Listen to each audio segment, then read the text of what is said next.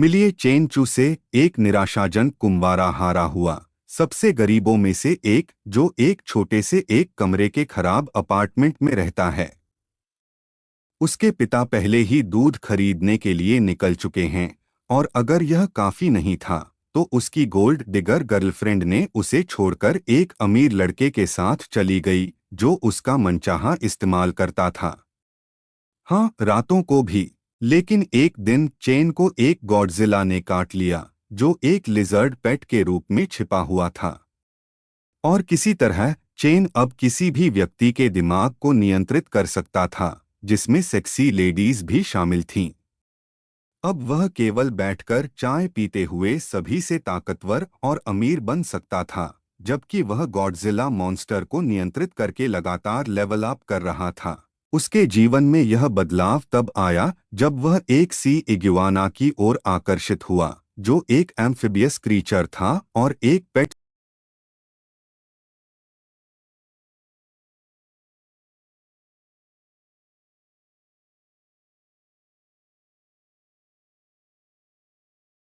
Store में रखा गया था।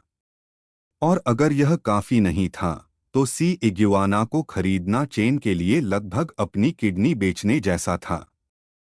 फिर भी उसने इसे खरीदने का फैसला किया, यह जानते हुए कि उसे सेमेस्टर की फीस के लिए और नौकरियां करनी पड़ेंगी। लेकिन जैसा कि भाग्य ने चाहा, इग्वाना ने अचानक चेन पर हमला कर दिया जब वह उसे खाना खिला रहा था। मॉन्स्टर ने चेन के हाथों को काट लिया और उसके हाथों से खून टपकने लगा। खुद को छुड़ाने की कोशिश में चेन ने तुरंत अपना फोन इग्वाना के सिर पर दे मारा, लेकिन तभी उसे अपने सिर में तेज दर्द महसूस हुआ और वह जमीन पर गिर गया। उसका सिर डाइनिंग टेबल से टकरा गया। और अगर यह काफी नहीं था, वह पूरे दिन के लिए बेहोश हो गया और तब जागा जब इवनिंग न्यूज का समय था। हमें पता चलता है कि यह साल 2224 था और अजीब प्रजातियों के जानवरों ने मानव जाति पर हमला किया था। निंग सिटी में स्थित जू पर 100 मीटर से अधिक लंबे सांप ने हमला किया था, जिसका मूल अज्ञात था। टेलीविजन के शोर को सुनते हुए चेन धीरे धीरे होश में आने लगा। लेकिन जब वह जागा तो उसने देखा कि वह अपने सामान्य शरीर में नहीं था, बल्कि वह सी इग्वान में बदल गया था और उसे समझ नहीं आ रहा था कि उसके साथ क्या हुआ। उसने अपने मानव शरीर को हिलाने की कोशिश की, लेकिन ऐसा नहीं हुआ, बल्कि इग्वाना इंसान की तरह हिल रहा था। चेन के पास कुछ करने का कोई तरीका नहीं था सिवाय इसके कि वह अपने शरीर के फिर से होश में आने का इंतजार करे। जैसे ही दृश्य बदलता है, हम देखते हैं कि कुछ घंटों बाद चेन जाग गया। जब उसने हल्की जम्हाई ली और अपना हाथ उठाया तो सी इग्वाना भी वही कर रहा था। चेन हैरान था कि वह लिजर्ड के शरीर को उसी तरह नियंत्रित कर सकता था जैसे वह अपना हाथ नियंत्रित करता है। उसने सोचा कि शायद यह कोई चीट स्किल थी जो उसे सिर पर चोट लगने के बाद मिली थी। चेन खुश था, यह महसूस करते हुए कि अब उसकी हीरोज जर्नी शुरू होने का समय आ गया था। लेकिन उसे यकीन नहीं था कि उसका छोटा लिजर्ड दोस्त क्या कर सकता है और चेन इसे कैसे मोनेटाइज कर सकता है, क्योंकि उसे पैसे की सख्त जरूरत थी। उसने सबसे पहले यूट्यूबर बनने का फैसला किया, यह दिखाते हुए कि उसका लिजर्ड कितना स्मार्ट है, जो वास्तव में माइंड कंट्रोल के जरिए था। लेकिन अचानक एक विचार आया कि शायद वह किसी कहानी का मेन कैरेक्टर है जिसे मिस्टेरियस पावर्स मिले हैं और वह इसका इस्तेमाल मानवता के लिए अच्छा करने के लिए कर सकता है। अब तक उसने जो कहानियां पढ़ी थीं, उनमें उसने देखा था कि जिन लोगों को पर्याप्त शक्ति मिलती है, वे केवल विलन बन जाते हैं। और उन ओवरपावर्ड एबिलिटीज की तुलना में चेन एक छोटे से लिजर्ड के साथ अटक गया था, जो माइंड कंट्रोल के बाद कुछ छोटे मोटे ट्रिक्स कर सकता था। पूरे दिन बेहोश रहने के बाद लिजर्ड और चेन दोनों भूखे हो रहे थे। लेकिन जैसा कि हमारा लड़का हमेशा की तरह बेवकूफ था, वह पेट स्टोर के मालिक से पूछना भूल गया कि इग्वाना को क्या खिलाना चाहिए। लेकिन चेन ने बस अनुमान लगाने का फैसला किया और सोचा कि चूंकि इग्वाना एक तरह का लिजर्ड है तो उसे मीट के साथ ठीक होना चाहिए। जैसे ही दृश्य बदलता है, हम देखते हैं कि चेन ने बहुत सारा स्टेक और कुछ वेजिटेबल्स खरीद लिया था। उन्हें बारीक टुकड़ों में काटकर अपने बैचलर स्किल्स दिखाते हुए अपने नए पेट के लिए स्वादिष्ट दिखने वाला खाना बनाया। अपना खाना खत्म करने के बाद चेन ने स्टेक को लिजर्ड को दे दिया, जिसकी आंखें इस दावत को देखकर चमक रही थीं। लिजर्ड ने बिना रुके खाना शुरू कर दिया, लेकिन जैसे ही क्रीचर खा रहा था, अचानक चेन के सामने कई नोटिफिकेशंस उभरने लगीं, जो उसे डरा गईं। हमारा लड़का अविश्वास में मुड़ा और पढ़ा कि बहुत सारा मीट खाने के बाद उसका क्लोन ने उसे 5 एवोल्यूशन पॉइंट्स दिलाए और चेन की कॉन्स्टिट्यूशन 0.5 बढ़ गई। चेन ने मिस्टेरियस नोटिफिकेशन को स्वाइप करना शुरू किया और उसे पता चला कि वह लेवल 0 का व्यक्ति था, जिसकी कॉन्स्टिट्यूशन 8.5 और स्पिरिट 12 थी, जिसमें माइंड कंट्रोल का हिडन टैलेंट था। चेन हैरान था यह देखकर कि वह वास्तव में एक साइकिक था जो माइंड कंट्रोल कर सकता था। उसके स्टैट्स में एक्सटर्नल ऑरा और क्यूआई परसेप्शन शामिल थे, साथ ही स्किल्स जैसे एक्सट्रेमिटीज बॉक्सिंग, स्टेपिंग, क्लाउड जंप और स्प्रिंगिंग लेग शामिल थे।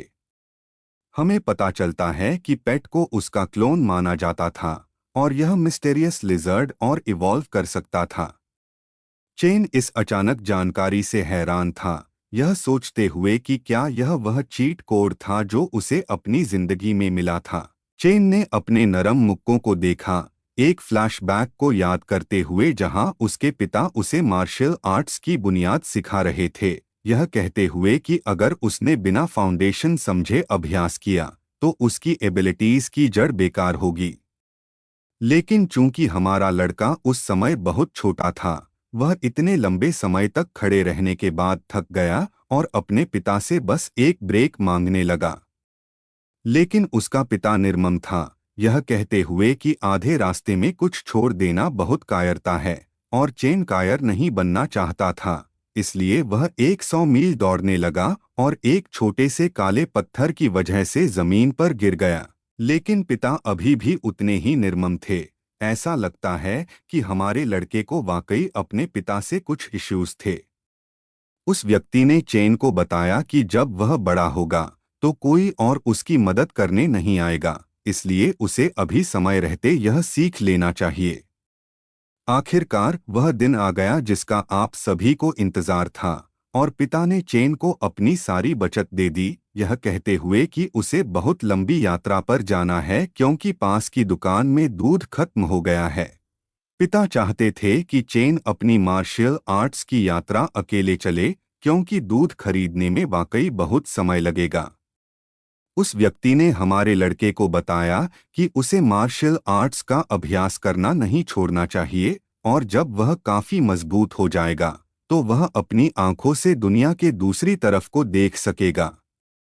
लेकिन तभी चेन ने अपने पिता से वह चौंकाने वाला सवाल पूछा जो कोई बच्चा अपने पिता से नहीं पूछना चाहिए जब वह दूध खरीदने जा रहा हो, कि वह कब लौटेगा। वह व्यक्ति इस सवाल से हैरान रह गया, बच्चे को बताते हुए कि उसे पहले मार्शल आर्ट्स में ग्रैंड मास्टर बनना होगा, तभी वह अपने पिता को देख सकता है, लेकिन शायद तब तक वह शहर में नहीं होगा। और बस ऐसे ही एक दशक बीत गया और फ्लैशबैक खत्म हो गया। दृश्य अचानक इस दबाव वाले माहौल से बदलता है और हम देखते हैं कि लिजर्ड ने अपने पूरे खाने का आनंद लिया, और चेन भी हैरान था कि उसने इतना बड़ा स्टेक खत्म करने में कितना समय लिया। लेकिन अचानक उसने कुछ असाधारण देखा। उसने देखा कि इतना खाने के बाद लिजर्ड थोड़ा लंबा और मजबूत होने लगा। ऐसा था जैसे क्रीचर के शरीर में बिजली दौड़ रही हो, जो उसे हर गुजरते सेकंड के साथ और मजबूत बना रही थी। और तभी एक नोटिफिकेशन उभरी और हमारा लड़का तुरंत उसकी ओर मुड़ा। पढ़ने पर पता चला कि एक भोजन के बाद लिजर्ड के एवोल्यूशन पॉइंट्स 5 से बढ़कर 15 हो गए। लेकिन हमारा लड़का कुछ अलग महसूस कर रहा था। ऐसा था जैसे उसके शरीर में एक अजीब ऊर्जा उभर रही हो। वह तुरंत अपने बॉडी मिरर की ओर मुड़ा और अपनी शर्ट ऊपर उठाई, उन एब्स को देखते हुए जो अचानक से प्रकट हो गए थे। वह पूरी तरह से हैरान था, क्योंकि लोग आमतौर पर खाने से मोटे हो जाते हैं, लेकिन जितना ज्यादा लिजर्ड खा रहा था उतना ही ताकतवर हमारा लड़का बन रहा था। उसने महसूस किया कि इग्वाना को मिलने वाले पॉइंट्स उस पर भी असर डाल रहे थे, और तभी उसके दिमाग में एक शैतानी विचार आया। चेन ने सोचा कि शायद लिजर्ड के पहले एवोल्यूशन के बाद वह इग्वाना के साथ अपने कनेक्शन की वजह से वाकई मजबूत हो सकता है, और कई बार इवॉल्व करने के बाद शायद वह उस बेहेमथ में बदल सकता है जिसे वह हमेशा अपने सपनों में देखता था। चेन शांति से मुस्कुराया, बिल्कुल लिन की तरह दिखते हुए, यह सोचते हुए कि अगर वह लिजर्ड का सही इस्तेमाल करे तो शायद वह वाकई एक मार्शल आर्ट्स ग्रैंड मास्टर बन सकता है और फिर अपने पिता से मिल सकता है जो एक दशक से दूध खरीद रहा था। जैसे ही दृश्य बदलता है, हम देखते हैं कि चेन अब अपने प्लान को पूरा करने के लिए तैयार था। सीधे मार्केट प्लेस गया और बहुत सारा बीफ और पोर्क खरीदा, साथ में कुछ लीन मीट भी। चेन ने कई पाउंड मीट खरीदा, और जब सब कुछ पैक हो गया तो वेंडर ने पूछा कि चेन कैश से देगा या कार्ड से।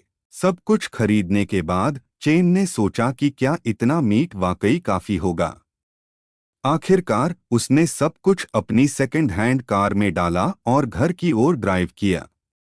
जैसे ही दृश्य बदलता है, हम देखते हैं कि चेन अपने कमरे में लौट आया और लिजर्ड के लिए सब कुछ पकाने लगा। खुद के लिए एक भी कौर नहीं खाया, क्योंकि वह जानता था कि जितना ज्यादा मॉन्स्टर खाएगा उतना ही वह मार्शल आर्ट्स ग्रैंड मास्टर बनने के करीब होगा।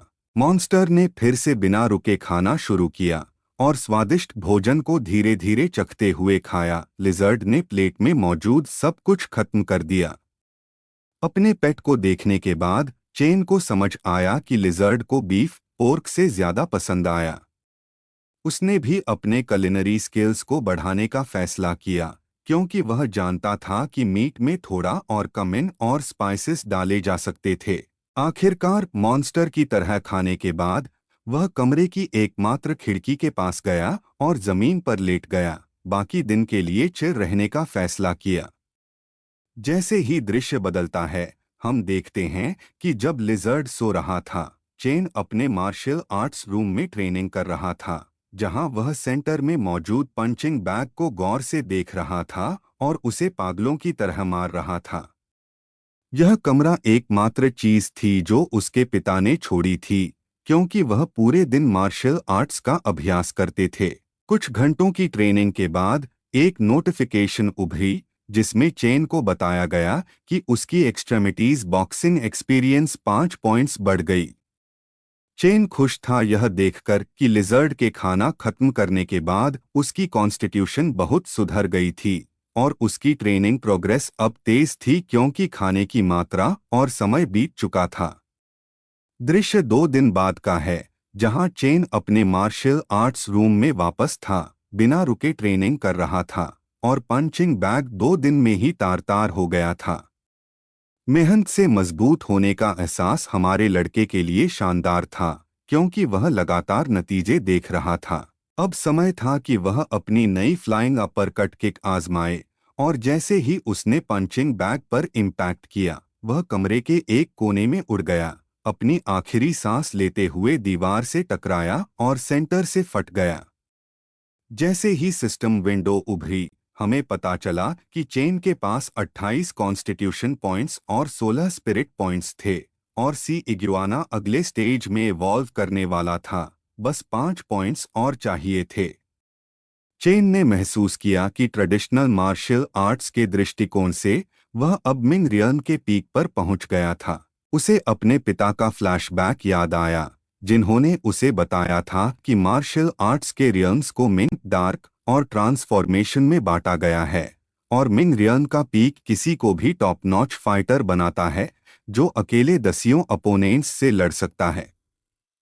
डार्क रियल्म दूसरी ओर व्यक्ति को फर्स्ट रेट एक्सपर्ट बनाता है जो 100 लोगों से एक साथ लड़ सकता है, और ये लोग आमतौर पर अपनी लेजेंडरी फैमिलीज द्वारा छिपाए जाते हैं। आखिरकार ट्रांसफॉर्मेशन रियल्म इंसान को 1000 लोगों से लड़ने की क्षमता देता है, और ये ग्रैंड मास्टर्स हैं जो इतिहास में दर्ज हैं और मॉडर्न टाइम्स में दुर्लभ हैं। ट्रांसफॉर्मेशन रियल्म एक अटूट शरीर को दर्शाता है जिसका वर्णन केवल एंशिएंट टेक्स्ट्स में है, और पिता कोई बुरे इंसान नहीं थे क्योंकि वह भी ब्रीफली डार्क रियल्म तक पहुंचे थे। लेकिन उनके लिए इस पोजीशन को मेंटेन करना आसान नहीं था और वह वापस मिंग रियल्म में आ गए। छोटा चेन अपने पिता की शानदार कोशिशों से बहुत एक्साइटेड हो रहा था और उसने पूछा कि क्या वह किसी लेजेंडरी फैमिली से था, लेकिन पिता ने बस मुस्कुराकर कहा कि वह ल्यूशुअन से एक व्यक्ति है। जैसे ही दृश्य बदलता है, हम देखते हैं कि चेन अपने वन रूम अपार्टमेंट में वापस था, अपने सोफा को देख रहा था जो अब सी इग्वाना से पूरी तरह ढका हुआ था, जो अब एक औसत इंसान जितना लंबा हो गया था। लेकिन चिंता करने के बजाय चेन खुश था, यह महसूस करते हुए कि बस एक और भोजन के बाद इग्वाना और वह खुद इवॉल्व करने के लिए तैयार होंगे। उसे उम्मीद थी कि यह कोई गिमिक नहीं होगा और वाकई में एनर्जी में सिग्निफिकेंट जंप होगा। चेन बैठ गया और मॉन्स्टर को पीस बाय पीस खाना दिया। एवोल्यूशन पॉइंट्स आखिरकार 200 तक पहुंच गए और वह इवॉल्व करने के लिए लगभग तैयार था। वह इतना एक्साइटेड था कि वह यह देखने के लिए इंतजार नहीं कर सकता था कि लिजर्ड कैसे बदल रहा है, क्योंकि क्लोन सी इग्वाना ने आखिरकार एवोल्यूशन रिक्वायरमेंट्स पूरे कर लिए थे। एवोल्यूशन शुरू हो रहा था, लेकिन चेन ने जो सोचा था उसके पूरी तरह उलट। लिजर्ड के हाथ में बिजली का सर्ज महसूस होने लगा और चेन का बायां हाथ बहुत दर्द और अगोनी में था। दोनों जमीन पर गिर गए, उस दर्द को सहन नहीं कर पाए जो उन्हें हो रहा था। लेकिन लिजर्ड की गर्दन के पीछे कई हॉर्स उगने लगे। यह बिल्कुल एक ड्रैगन की तरह दिख रहा था जो अभी उड़ नहीं सकता था, लेकिन इससे पता चलता था कि लिजर्ड कितना पावरफुल हो गया था। आखिरकार जब एवोल्यूशन कुछ हद तक कंप्लीट हुआ तो लिजर्ड को अपने अंदर स्टोर्ड सारी एनर्जी को रिलीज करना पड़ा, और जैसे ही उसने ऐसा किया, कमरे में मौजूद हर चीज भारी इम्पैक्ट की वजह से टूटने लगी। दर्द कम होने के बाद चेन जमीन पर गिर गया। यह समझ नहीं पा रहा था कि उसे इतना दर्द क्यों हुआ, क्योंकि उसने कभी नहीं सोचा था कि एवोल्यूशन इतना दुखदाई होगा। जब चेन अपनी लगभग अनकॉन्शियस स्टेट से जागा तो उसने देखा कि इग्वाना बहुत मजबूत हो गया था। चेन मुस्कुराया, यह सोचते हुए कि यह क्रीचर वाकई कितना ताकतवर है, और उसने अपनी माइंड कंट्रोल टेक्निक का इस्तेमाल शुरू किया, पहले से टूटे हुए पंचिंग बैग को और टुकड़ों में तोड़ दिया। चेन अपने इवोल्व्ड पेट की एक्स्ट्राऑर्डिनरी पावर से संतुष्ट था, और इसके कारण चेन भी इवॉल्व हो गया था और उसके कॉन्स्टिट्यूशन पॉइंट्स 28 से बढ़कर 56 हो गए, साथ ही स्पिरिट 16 से 18 हो गया। वह यह भी नहीं मान सकता था कि क्लोन के एवोल्यूशन के बाद मेन बॉडी की फिजिक और एट्रीब्यूट्स दोगुने हो जाएंगे। एक्सटर्नल ऑरा और ची परसेप्शन अभी भी इतने स्ट्रॉन्ग नहीं थे कि चेन यह जान सके कि इसका वाकई कोई इफेक्ट है, लेकिन वह जानता था कि हर बार जब क्लोन इवॉल्व करेगा उसकी कॉन्स्टिट्यूशन दोगुनी होगी। लेकिन पावर इतना कम था कि इसे पूरी तरह से फैक्ट कहना संभव नहीं था। लेकिन चेन जानता था कि अगर यह थ्योरी सही है तो वह अपने पेट के साथ एक टेरिफाइंग मॉन्स्टर बन जाएगा जो किसी को भी डोमिनेट कर सकता है। पूरी तरह खड़े होने के बाद चेन ने एक्सटर्नल एनर्जी एक्सर्ट करना शुरू किया, जो हमें क्रिम्सन ऑरा के रूप में दिखाई दिया। और ट्रेडिशनल मार्शल आर्ट्स स्टैंडर्ड्स के हिसाब से चेन अब डार्क रियल्म तक पहुंच गया था, ऑफिशियली एक मार्शल आर्ट्स एक्सपर्ट बन गया, सिर्फ एक हफ्ते में पेट को पाने के बाद। और अब पूरे दिन ट्रेनिंग करने के बाद भी उसने सिर्फ 100 स्किल एक्सपीरियंस पॉइंट्स हासिल किए। उसे पता था कि फिजिकल ट्रेनिंग से ज्यादा उसे सी इग्वाना को ट्रेन करना होगा ताकि सिग्निफिकेंट चेंजेस दिखें। जैसे ही वह मॉन्स्टर की ओर मुड़ा, उसने एक चौंकाने वाली चीज देखी कि जब भी चेन का शरीर एक्सटर्नल एनर्जी एक्सर्ट करता था, लिजर्ड भी अपनी मर्जी से ऐसा कर सकता था। आश्चर्य अभी खत्म नहीं हुए थे, लेकिन चेन को अपने कमरे के दरवाजे पर तेज बैंगिंग नॉइजेस ने इंटरप्ट किया। यह अगले कमरे का बॉडी बिल्डर नेबर था, जो दरवाजे पर पागलों की तरह पीट रहा था। उसने सोचा कि चेन ऐसा व्यक्ति होगा जिसे वह आसानी से डोमिनेट कर सकता है। लेकिन जैसे ही हमारा लड़का दरवाजा खोलकर उस व्यक्ति से उसकी प्रॉब्लम पूछता है, बड़ा आदमी चेन की एक्सटर्नल एनर्जी को सेंस करके डर गया। यह समझ नहीं पा रहा था कि हमारे लड़के के साथ क्या हो रहा है। चेन वास्तव में एक्सटर्नल ऑयरा भेज रहा था, जो बड़े आदमी को कुछ ही सेकंड में क्रश कर सकता था। और जो डोमिनेंस वह आदमी सोच रहा था कि वह बनाएगा, वह पूरी तरह से उलट गया। बल्कि आदमी ने तुरंत टॉपिक बदल दिया। चेन से पूछा कि क्या कोई रेनोवेशन चल रहा है। यह सुनकर हमारा लड़का शांत हो गया। बड़े आदमी से माफी मांगते हुए कहा कि वह सिर्फ ट्रेनिंग कर रहा था और उसे बिना रियलाइज किए चीजें लाउड हो गई थीं। ट्रेनिंग शब्द सुनकर बड़ा आदमी सोचने लगा कि ऐसी कौन सी ट्रेनिंग थी जो दूसरों कमरों से भूकंप जैसी लग रही थी। लेकिन जैसे ही उसने चेन के कमरे में स्नीक पीक लिया, उसने देखा कि जो कुछ भी प्रॉपरली ऑर्गेनाइज्ड होना चाहिए था, वह पूरी तरह बिखरा हुआ था। यह विश्वास नहीं कर पा रहा था कि चेन किस तरह का मॉन्स्टर है। बड़ा आदमी ने जितनी जल्दी हो सके वहां से निकलने का फैसला किया। उसने सिर्फ चेन को कहा कि उसे अपनी ट्रेनिंग मेथड्स थोड़ा बदलना चाहिए ताकि चीजें थोड़ी शांत हो सकें। हमारा लड़का भी बुली नहीं था। उस आदमी से सारी रकास के लिए माफी मांगते हुए वादा किया कि वह अपनी ट्रेनिंग मेथड्स को एडजस्ट करेगा। लेकिन जैसे ही वह आदमी कॉरिडोर्स से निकला, लिजर्ड या कहीं मॉन्स्टर कमरे से बाहर निकला, चेन के साथ मुस्कुराते हुए, जो जानता था कि चीजें पहले से कहीं ज्यादा लाउड होने वाली हैं। जैसे ही चेन ने दरवाजा बंद किया, उसने डिस्ट्रक्शन की तीव्रता देखी जो उसने और उसके पेट ने मिलकर की थी। उसे महसूस हुआ कि सी इग्युआना क्लोन अब घर में रखने के लिए बहुत बड़ा हो गया था और अब समय था कि क्रीचर समुद्र में जाए ताकि वह प्रॉपरली ट्रेन कर सके।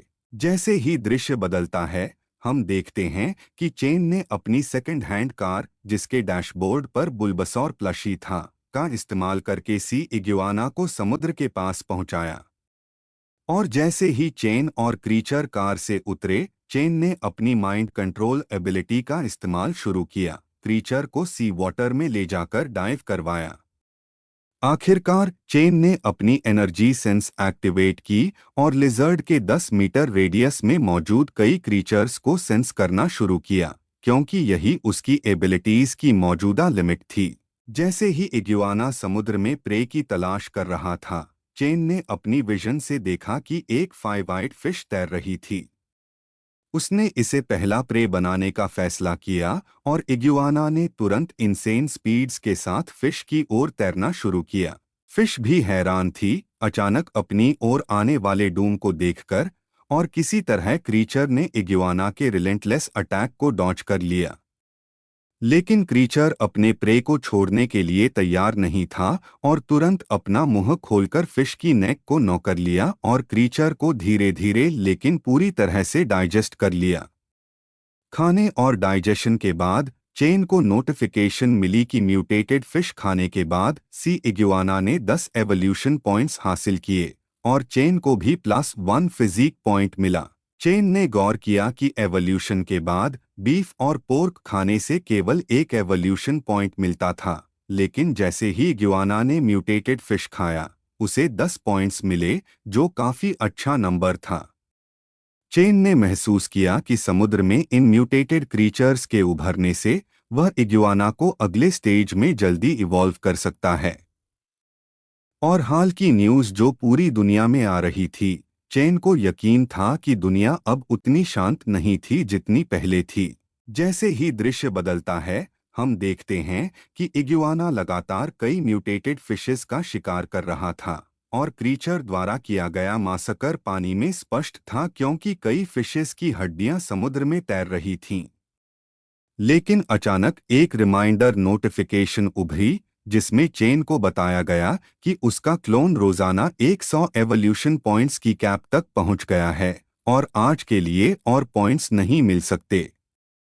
चेन को पता था कि अब फिशेस का शिकार करने का कोई मतलब नहीं था, इसलिए उसने कलरफुल और वाइब्रेंट ओशन की खोज शुरू की, हमें यह बताते हुए कि इंसानों के लिए रात में समुद्र ठंडा और पिच ब्लैक होता है, लेकिन सी क्रीचर की आंखों से अंडर वाटर वर्ल्ड वाकई कलरफुल, वाइब्रेंट और डेंजरस था।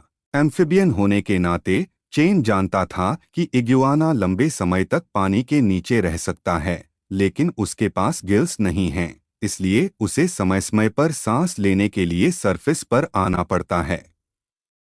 जैसे ही चेन और इग्युआना समुद्र की खोज कर रहे थे, उन्होंने एक क्लिफ के पास केव लाइक स्ट्रक्चर देखा। चेन ने इसे देखने का फैसला किया और एक अंडर वाटर रॉक केव में सरफेस्ड, जो हवा से भरा हुआ था। चेन मुस्कुराया क्योंकि उसने एक ऐसी जगह देखी जो ऑक्सीजन से भरी थी और पानी से मुक्त थी। चूंकि यह जगह किसी अन्य क्रीचर से मुक्त थी, चेन ने सी इग्युआना क्लोन को थोड़ा रेस्ट और ब्रीद करने दिया। इस बीच चेन ने माइंड कंट्रोल छोड़ दिया और घर वापस जाने का फैसला किया क्योंकि वह भी थक गया था। चेन कार में बैठा और घर की ओर ड्राइव करने लगा। रास्ते में वह एक सुनसान जगह पर पहुंचा जहां एक मिनीवैन खड़ी थी और घर पूरी तरह से लकड़ी से ढका हुआ था। चेन उस सस्पिशियस जगह को देख रहा था क्योंकि उसे कुछ रैटलिंग नॉइज सुनाई दी। यह विश्वास नहीं कर पा रहा था कि कोई वाकई उस सुनसान घर में रह रहा है, लेकिन चेन ने और ध्यान से सुना। उसे एक फेमिनिन वॉइस सुनाई दी जो मदद के लिए चिल्ला रही थी। हमारा लड़का तुरंत कार रोककर यह सोचने लगा कि उसे सही समय पर एक्शन लेना चाहिए, वरना कुछ डेंजरस लोग बाहर आकर उसे नुकसान पहुंचा सकते हैं। दृश्य घर के अंदर बदलता है, जहां दो गूंस चेन की कार को देख रहे थे। उनमें से एक जानना चाहता था कि क्या कार चली गई, और चेन ने भी कार शुरू की और ड्राइव करने लगा, जिससे गूंस के मन से शक दूर हो गया। हमें पता चलता है कि यह 3 लोगों का गैंग था, जिन्होंने एक लेडी को एब्डक्ट किया था, और उनमें से एक उसे चुप रखने की कोशिश कर रहा था। बोल्ड आदमी ने तुरंत अपने सबॉर्डिनेट को एक किक मारी। यह समझ नहीं पा रहा था कि वह इतना केयरलेस कैसे था कि लेडी के मुंह पर बंधी क्लॉथ गिर गई। सबॉर्डिनेट ने तुरंत एक्सक्यूजेस बनाना शुरू किया, अपने बॉस को बताते हुए कि घर में इतना अंधेरा था कि उसे दिखाई नहीं दिया कि लेडी क्या कर रही थी। बोल्डी तुरंत लेडी की ओर मुड़ा, उसे चुप रहने और बिहेव करने के लिए कहा, वरना बॉस और उसके सबॉर्डिनेट्स आज रात उसके साथ कुछ फन करने में नहीं हिचकिचाएंगे, जो लेडी के लिए टॉर्चर से कम नहीं होगा। लेकिन हम देखते हैं कि चेन ने कार को घर से थोड़ा दूर पार्क कर दिया और उसकी ओर पैदल चलने लगा, अपनी एनर्जी सेंस एक्टिवेट करते हुए। ऐसा था जैसे कई रेडियो वेव फ्रिक्वेंसीज ने घर को छुआ, और चेन ने अपनी सेंसेस से देखा कि 3 लोगों का ग्रुप था जो एक लेडी को हॉस्टेज बनाए हुए था। चेन ने अपनी सेंसेस से सब कुछ गौर किया। बोल्डी और उसका सबॉर्डिनेट शराब पीने में बिजी थे, जबकि एब्डक्टेड लेडी अनकॉन्शियस थी और दूसरा आदमी उसकी गार्ड कर रहा था। चेन समझ नहीं पा रहा था कि यह किडनैपिंग का मामला है या ह्यूमन ट्रैफिकिंग, लेकिन उसे यकीन था कि तीनों आदमी डेंजरस थे क्योंकि उनमें से 2 के पास लीथल नाइव्स थे।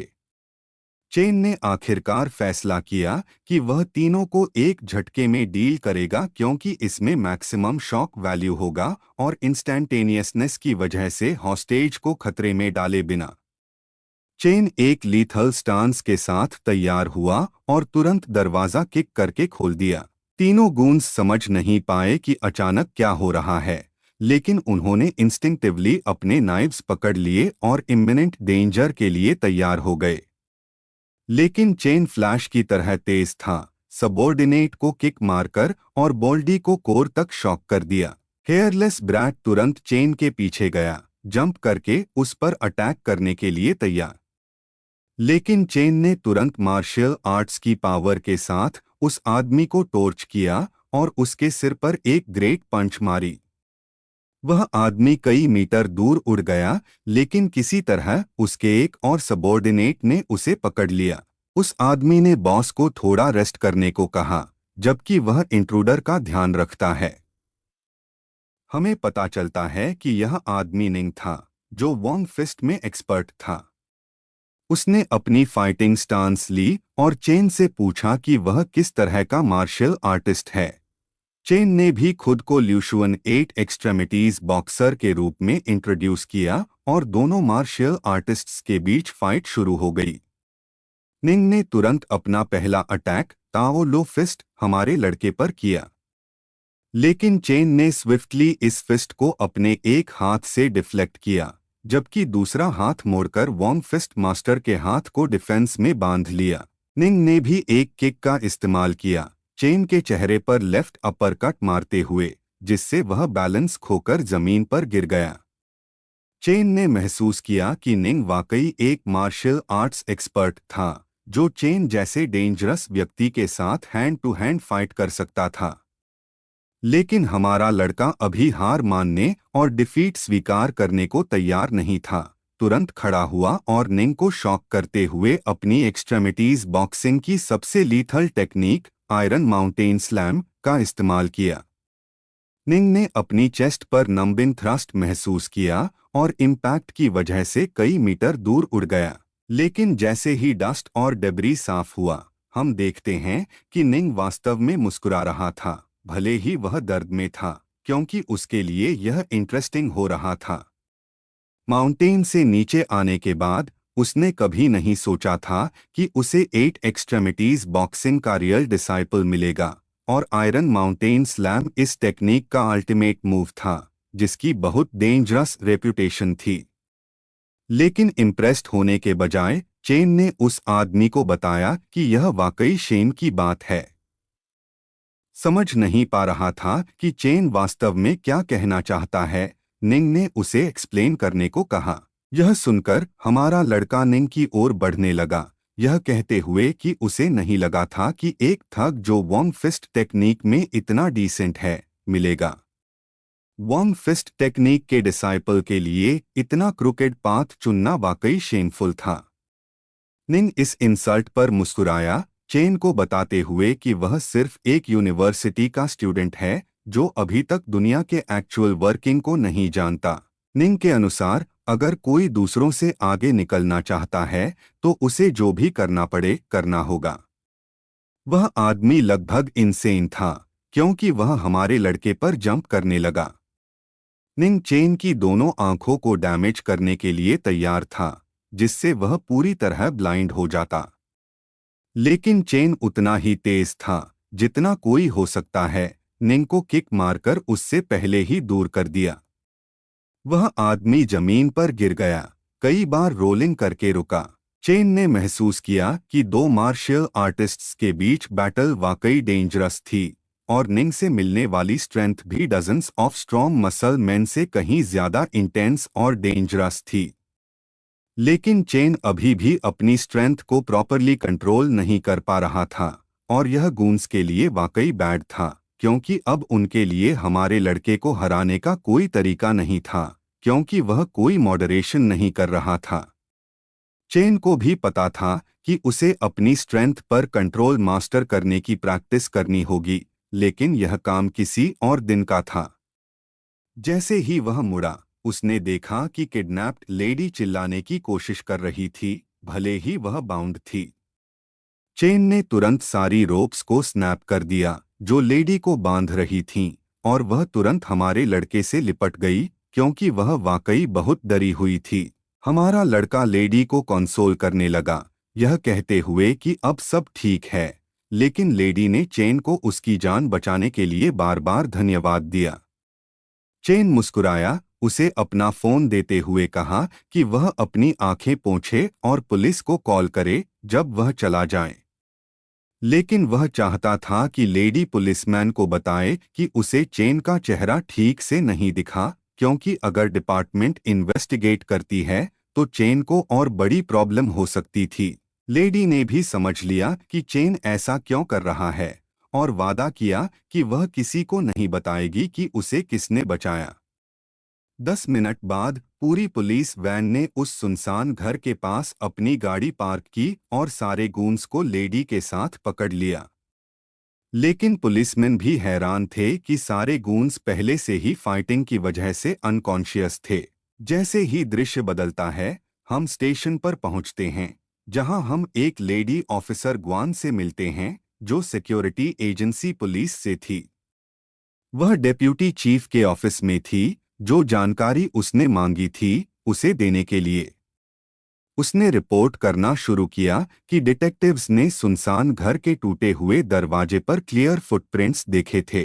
डेप्थ और दरवाजे के एक्सल के टूटने के तरीके के आधार पर वे श्योर थे कि किसी ने दरवाजे को सामने से किक करके खोला था और दरवाजा 3 मीटर दूर उड़ गया था। दरवाजा खोलने के लिए इस्तेमाल की गई फोर्स कम से कम 1000 किलोग्राम थी।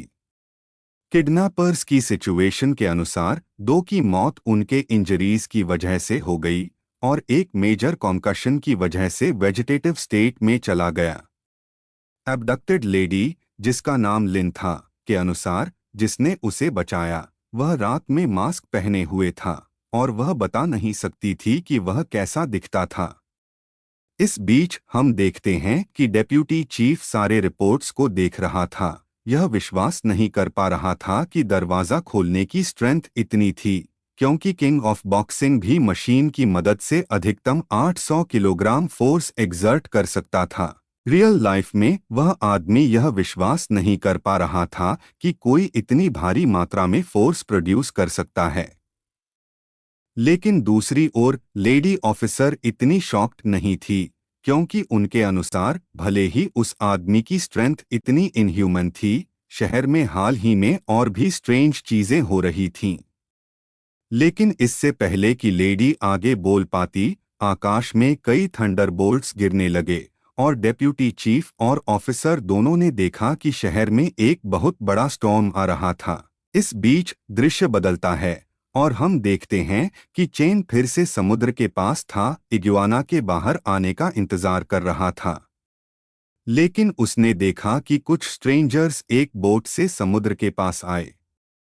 एक आदमी ने बॉस को बताया कि उन्हें एक सनकेन शिप खोदने में इतना समय लगा और उन्होंने सिर्फ 2 मिलियन से थोड़ा ज्यादा कमाया, लेकिन बॉस ने पहले ही 1 मिलियन से ज्यादा फन और लेडीज पर खर्च कर दिया था।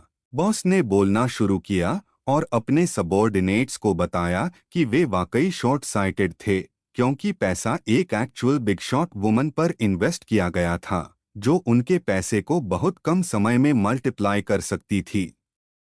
बॉस ने यंग मैन से जानना चाहा कि क्या उसने कंपनी के साथ बिजनेस खत्म किया, और उसने बताया कि उसने पहले ही एक शिपिंग कंपनी अरेंज कर ली थी और बॉस के रिक्वेस्ट के अनुसार एक high and office building rent पर लिया था।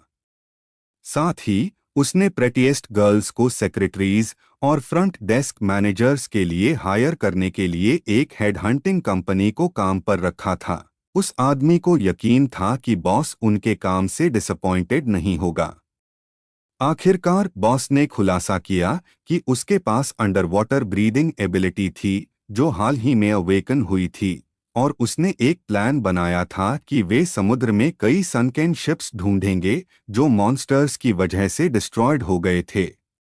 उनमें से कुछ में बहुत सारा गुड्स और ट्रेजरी था जो सी वाटर में लॉस्ट था, और कोई भी एबिलिटी के बिना समुद्र में जाने की हिम्मत नहीं करता था। वह आदमी श्योर था कि वह अपनी नई एबिलिटी के साथ अननोटिस्ड सारे ट्रेजर्स हासिल कर सकता है और फिर ग्रुप के पास जितना चाहे उतना पैसा होगा। ओल्ड बॉस के चेहरे पर डिविलिश स्मर्क थी, जबकि उसने अपने सबॉर्डिनेट्स को बताया कि वे उसका क्लोजली फॉलो करें ताकि वे भी आने वाले पैसे का आनंद ले सकें। लेकिन अचानक उनकी स्वीट टॉक इंटरप्ट हो गई, क्योंकि कुछ लाइट येलो कलर का चीज बुशेस में डैश कर गई जो ग्रुप के ठीक पीछे थी, और बॉस तुरंत मुड़ा, यह जानना चाहते हुए कि बुशेस में इतना रैटलिंग नॉइज क्या कर रहा था। हम देखते हैं कि यह कोई और नहीं बल्कि चेन था, जो ओल्ड मैन के गैंग के पीछे बुशेस से बाहर आया, उन्हें बताते हुए कि सारे बैड पीपल में डाइविंग एबिलिटी वाला बॉस एक स्पेशल था। लेकिन वह आदमी सोच रहा था कि चेन उसका इंसल्ट कर रहा है। नाइफ के साथ उस पर अटैक करने के लिए तैयार हो गया, यह कहते हुए कि वह अगला दिन देखने के लिए जिंदा नहीं रहेगा। लेकिन बॉस ने जो कहा वह वास्तव में उसके लिए सच था, क्योंकि चेन एक फेरोशियस अपर किक के साथ तैयार था, और जैसे ही वह आदमी उस पर जंप किया, लड़के ने अपनी पूरी ताकत से उसे किक मारी। ओल्ड मैन फुटबॉल की तरह बाउंस करने लगा, और हमारा लड़का उसे ट्री के पास किक करता रहा ताकि वह वापस बाउंस कर सके। कई सेशंस के बाद वह आदमी आखिरकार जमीन पर गिर गया, उठ नहीं पा रहा था। इस बीच उसके लैकीज यह विश्वास नहीं कर पा रहे थे कि अवेकनिंग और एवरेज ह्यूमन से बहुत स्ट्रॉन्गर होने के बाद भी वह हमारे लड़के से फुटबॉल की तरह बीटन हो रहा था। दोनों भागने लगे, लेकिन यह उनका दिन नहीं था। चेन ने तुरंत अपनी माइंड कंट्रोल पावर्स के साथ उन्हें पकड़ लिया और तीनों गूंस को ऑर्डर दिया कि वे उसकी ओर देखें ताकि चेन उनके माइंड्स पर अपनी इन्फ्लुएंस बढ़ा सके। उसने अपनी माइंड कंट्रोल पावर को टेस्ट करने का फैसला किया और बॉस से उसका नाम पूछा। हमें पता चलता है कि यह ओल्ड मैन झंग था, जिसके पास एक शिप थी और वह शिपिंग कंपनी की आड़ में इलीगल बिजनेस करता था। एक महीने पहले उसे अंडर वाटर ब्रीदिंग की सुपर पावर मिली थी, जिसने उसे डेप्थ्स में सनकेन शिप्स को रेड करने और ट्रेजर्स को रिच पीपल को मनी के लिए एक्सचेंज करने में मदद की थी। चेन मुस्कुराया क्योंकि बॉस बिल्कुल एक मशीन की तरह दिख रहा था, जो हमारे लड़के के हर कमांड को अग्री कर रहा था। उसे महसूस हुआ कि माइंड कंट्रोल अन्य लोगों पर भी बहुत इफेक्टिव थी, क्योंकि बॉस बेसिकली उसके कंट्रोल में एक पपेट था। सारी इंफॉर्मेशन मिलने के बाद चेन ने माइंड कंट्रोल कैंसल कर दिया। लेकिन सबके सरप्राइज के लिए बॉस वास्तव में चेन को अपना बॉस कह रहा था, यह पूछते हुए कि उसके हैंड को क्या हुआ। यह जानते हुए कि यह एक ग्रेट अपॉर्चुनिटी थी, चेन ने ओल्ड मैन से झूठ बोला, यह कहते हुए कि उसने एक्सीडेंटली अपना आर्म तोड़ लिया था। अब हमारे लड़के के चेहरे पर वाकई डेविलिश लाफ थी, क्योंकि वह जानता था कि उसकी माइंड कंट्रोल का दूसरों के माइंड पर एडवर्स इफेक्ट हो सकता है, और वह actual mind control technique cancel करने के बाद भी उन्हें मैनिपुलेट कर सकता है। चेन ने ओल्ड मैन को बोट पर थोड़ा रेस्ट करने को कहा और उसे बताया कि वह दोनों लैकीज को जगाने के बाद वहां होगा। चेन दोनों लैकीज की ओर बढ़ा, यह सोचते हुए कि अपने लिजर्ड को रेस करने के लिए उसे बहुत सारे फूड की जरूरत होगी। और चूंकि झंग के पास एक शिप थी और वह अक्सर रिच पीपल के साथ काम करता था, हमारे लड़के ने ओल्ड मैन का इस्तेमाल करके उसकी कंपनी के जरिए पैसा कमाने और अपने लिजर्ड को रेस करने का फैसला किया। वह अपनी माइंड कंट्रोल टेक्निक के इफेक्ट से एक ग्रुप को डोमिनेट करने में सक्षम था, और उसे महसूस हुआ कि सुपर पावर्स वाले अन्य लोगों को कंट्रोल करने में कुछ रेजिस्टेंस थी। लेकिन दो लैकीज, जो लिटरली मंकी की तरह सिंपल माइंडेड थे, उन्हें कंट्रोल करने में कोई प्रॉब्लम नहीं थी, और वह बिना ज्यादा एफर्ट के ऐसा कर सकता था। जैसे ही दृश्य बदलता है, हम देखते हैं कि चेन को झंग की शिप पर लाया गया, और उसके सारे सबॉर्डिनेट्स ने झंग से पूछा कि यह स्ट्रेंजर कौन है। ओल्ड मैन ने जवाब दिया कि चेन उनका बॉस भी है, इसलिए उन्हें सबको उसके लिए रिस्पेक्टफुल होना चाहिए। हमारा लड़का वास्तव में ओल्ड मैन की कंपनी का बिग बॉस बन गया था। वह आदमी चाहता था कि उसका सबॉर्डिनेट कंपनी के एसेट्स को चेन को ट्रांसफर करने के लिए कॉन्ट्रैक्ट तैयार करे, क्योंकि यह शिप अब अग्रीमेंट मिलने के बाद उसकी हो जाएगी। उसने फोर आइड सबॉर्डिनेट को बताया कि वह अगले दिन ऑफिस में उसका इंतजार करे, और उसने झंग को ऑर्डर दिया कि वह उसके साथ हॉस्पिटल जाए, क्योंकि वह सीरियसली इंजर्ड था। दृश्य अगले दिन का है, और हम देखते हैं कि सी इग्युआना वाकई अपनी नई लाइफ का आनंद ले रहा था, जितना चाहे हंटिंग और ईटिंग कर रहा था, क्योंकि समुद्र लिमिटलेस फूड का हेवन था। और दूसरी ओर हम देखते हैं कि चेन अपने नए पंचिंग बैग के साथ प्रैक्टिस कर रहा था, जिम में कई एवोल्यूशन पॉइंट्स और कॉन्स्टिट्यूशन पॉइंट्स हासिल कर रहा था, क्योंकि वह जानता था कि वह केवल अपने इग्वाना क्लोन पर रिलाई करके अपनी पावर नहीं बढ़ा सकता, और रियल लाइफ में फाइटिंग एक्सपीरियंस केवल तभी आएगी जब वह और ट्रेन करेगा। वह जानता था कि 2 बैटल्स के बाद उसे अपनी ओवरवेलमिंग स्ट्रेंथ पर ज्यादा कंट्रोल महसूस हो रहा था, लेकिन यह अभी भी काफी नहीं था। इस बीच दृश्य माउंटेन केव में वापस जाता है, जहां इग्वाना द्वारा डाइजेस्ट की गई सारी एनर्जी हमारे लड़के को ट्रांसफर हो रही थी, उसे पहले से कहीं ज्यादा स्ट्रॉन्गर बना रही थी। यह अगला दिन था और चेन अपने नए ऑफिस के सामने खड़ा था, क्योंकि ट्रांसफर प्रोसेस 12 घंटे से कम में हो गया था। हमारा लड़का मुस्कुराया, अपने बॉडीगार्ड्स को देखते हुए, यह सोचते हुए कि बिना बाहर गए एक दिन में उसने 90 से ज्यादा एवोल्यूशन पॉइंट्स हासिल किए और इग्वाना भी 20 सेंटीमीटर बड़ा हो गया था। उसने फैसला किया कि अगले दिन उसे लिजर्ड को समुद्र के और गहरे में जर्नी करवानी चाहिए, क्योंकि उसे पिछले एनकाउंटर से एक बात समझ आई थी कि वह दुनिया में सुपर पावर्स वाला अकेला व्यक्ति नहीं था, और उसे और स्ट्रॉन्गर होना होगा, खासकर अब जब ओशियंस की डेप्थ्स में अननोन क्रीचर्स हैं जो ह्यूमैनिटी के लिए खतरा बन सकते हैं। इस बीच फोर आइड पंक और मसल मैन हैरान थे कि समुद्र में बहुत कम फिश थीं और वे प्रैक्टिकली कुछ भी कैप्चर नहीं कर पा रहे थे। एक सबॉर्डिनेट ने बताया कि शायद ओशियंस में बिग फिश का स्कूल है, जैसे शार्क्स जो ग्रुप में मूव करते हैं, और वे सारी स्मॉलर फिश को मार रहे थे जिन्हें शिप कैप्चर करने की कोशिश कर रही थी। लेकिन हम सब जानते हैं कि शार्क्स की बजाय यह वास्तव में सी इग्वाना था, जो लगातार किलर शार्क्स को भी अपना प्रे बना रहा था, यह सोचते हुए कि व्हाइट शार्क मीट वाकई बहुत टेंडर था। आखिरकार इग्वाना के इवॉल्व करने का समय आ गया और सिस्टम ने चेन से पूछा कि क्या वह अभी प्रोसेस शुरू करना चाहता है। जैसे ही हमारे लड़के ने प्रोसेस कंफर्म किया, इग्वाना का शरीर फिर से दर्द करने लगा, और उसी समय जिम में हम देखते हैं कि चेन जमीन पर गिर गया, एवोल्यूशन के समय होने वाले इंटेंस पेन को सहन नहीं कर पा रहा था। लेकिन जैसे ही दर्द कम हुआ, वह खुश था यह देखकर कि अब उसके कॉन्स्टिट्यूशन पॉइंट्स 130 थे और स्पिरिट 38 था, और 2 बार एवोल्यूशन के बाद इग्वाना को अगली बार लेवल अप करने के लिए 5000 पॉइंट्स की जरूरत होगी। आखिरकार सी क्लोन के पास अब एक डिस्क्रिप्शन थी जो हमारे लड़के को बताती थी कि यह creature scale armoured spiny lizard था, जो एक न्यूबॉर्न फेरोशियस बीस्ट था, और यह फेरोशियस बीस्ट लॉर्ड में इवॉल्व करने की कोशिश कर रहा था, अपने रास्ते में आने वाली हर चीज को डिवार करके। भले ही यह डेंजरस था, चेन ने इसे असाइड रखने का फैसला किया और खुश था कि उसने ब्रेक थ्रू बनाया, क्योंकि उसकी कॉन्स्टिट्यूशन एक नॉर्मल पर्सन की 13 गुना थी और वह एंशिएंट मार्शल आर्ट्स में डार्क रियल्म में ग्रेट सक्सेस के लेवल तक पहुंच गया था। लेकिन वह थोड़ा शॉक्ड था, क्योंकि उसने जो पहली एवोल्यूशन के दौरान सोचा था वह सच नहीं था और दूसरी बार पॉइंट्स डबल नहीं हुए। लेकिन अचानक चेन ने गौर किया कि क्लोन के पास अब वाटर एफिनिटी थी।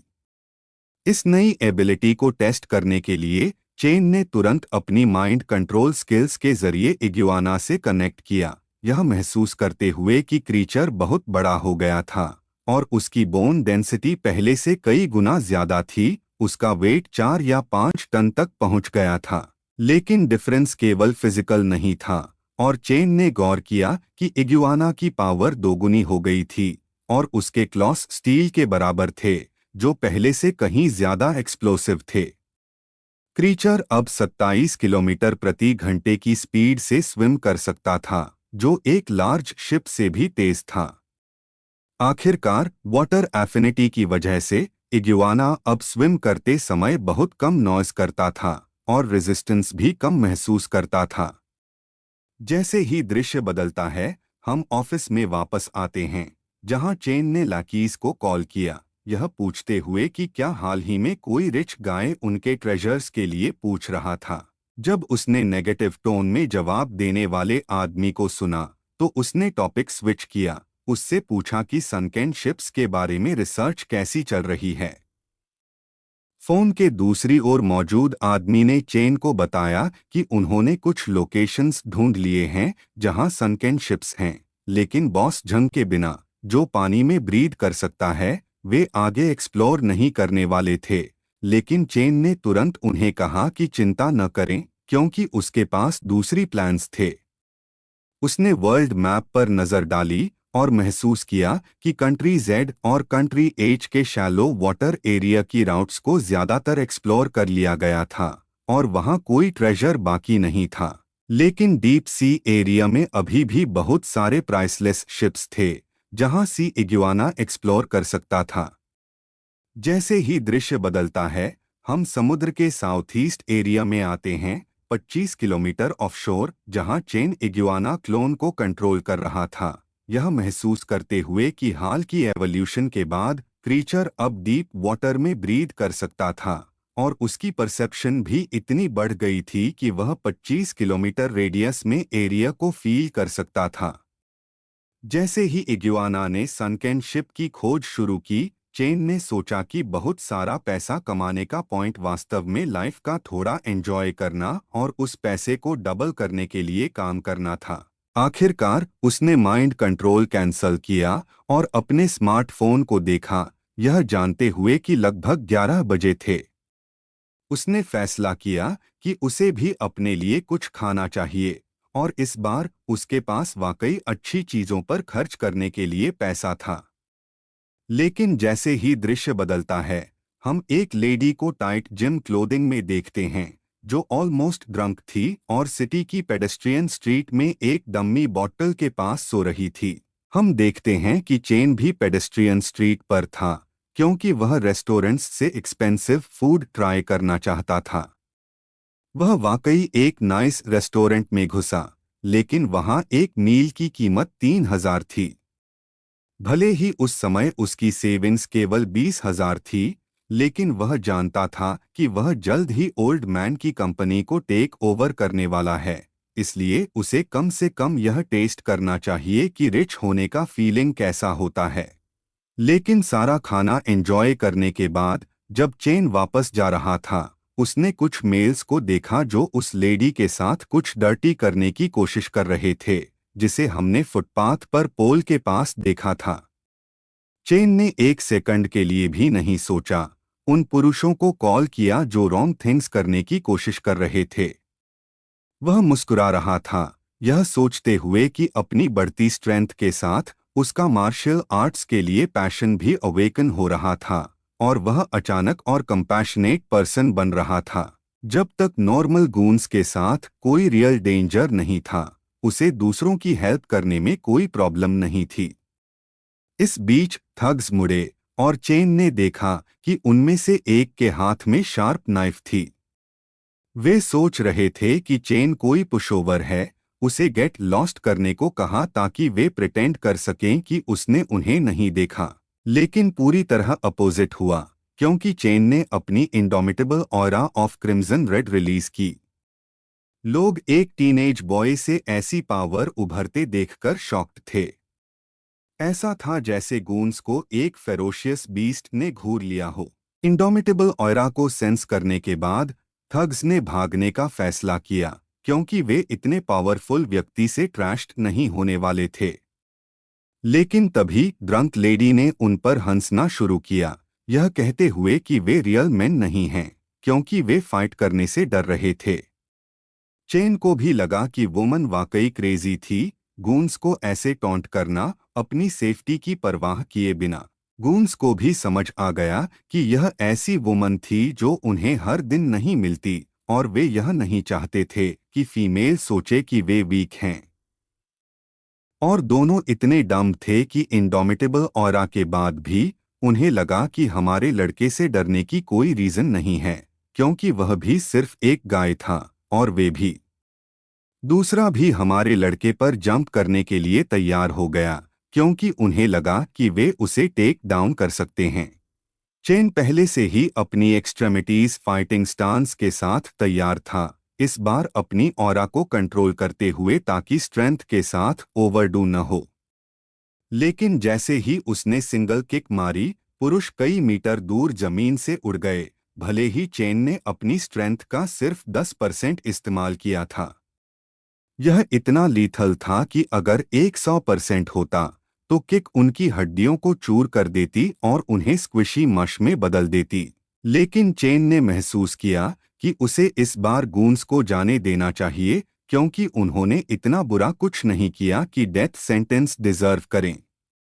पुरुषों ने तुरंत एक दूसरे को पकड़ा और भागने लगे, क्योंकि उन्होंने मेंस क्लोथिंग में एक लिटरल डीमन देखा था जो स्ट्रेट फ्रॉम हेल आया था।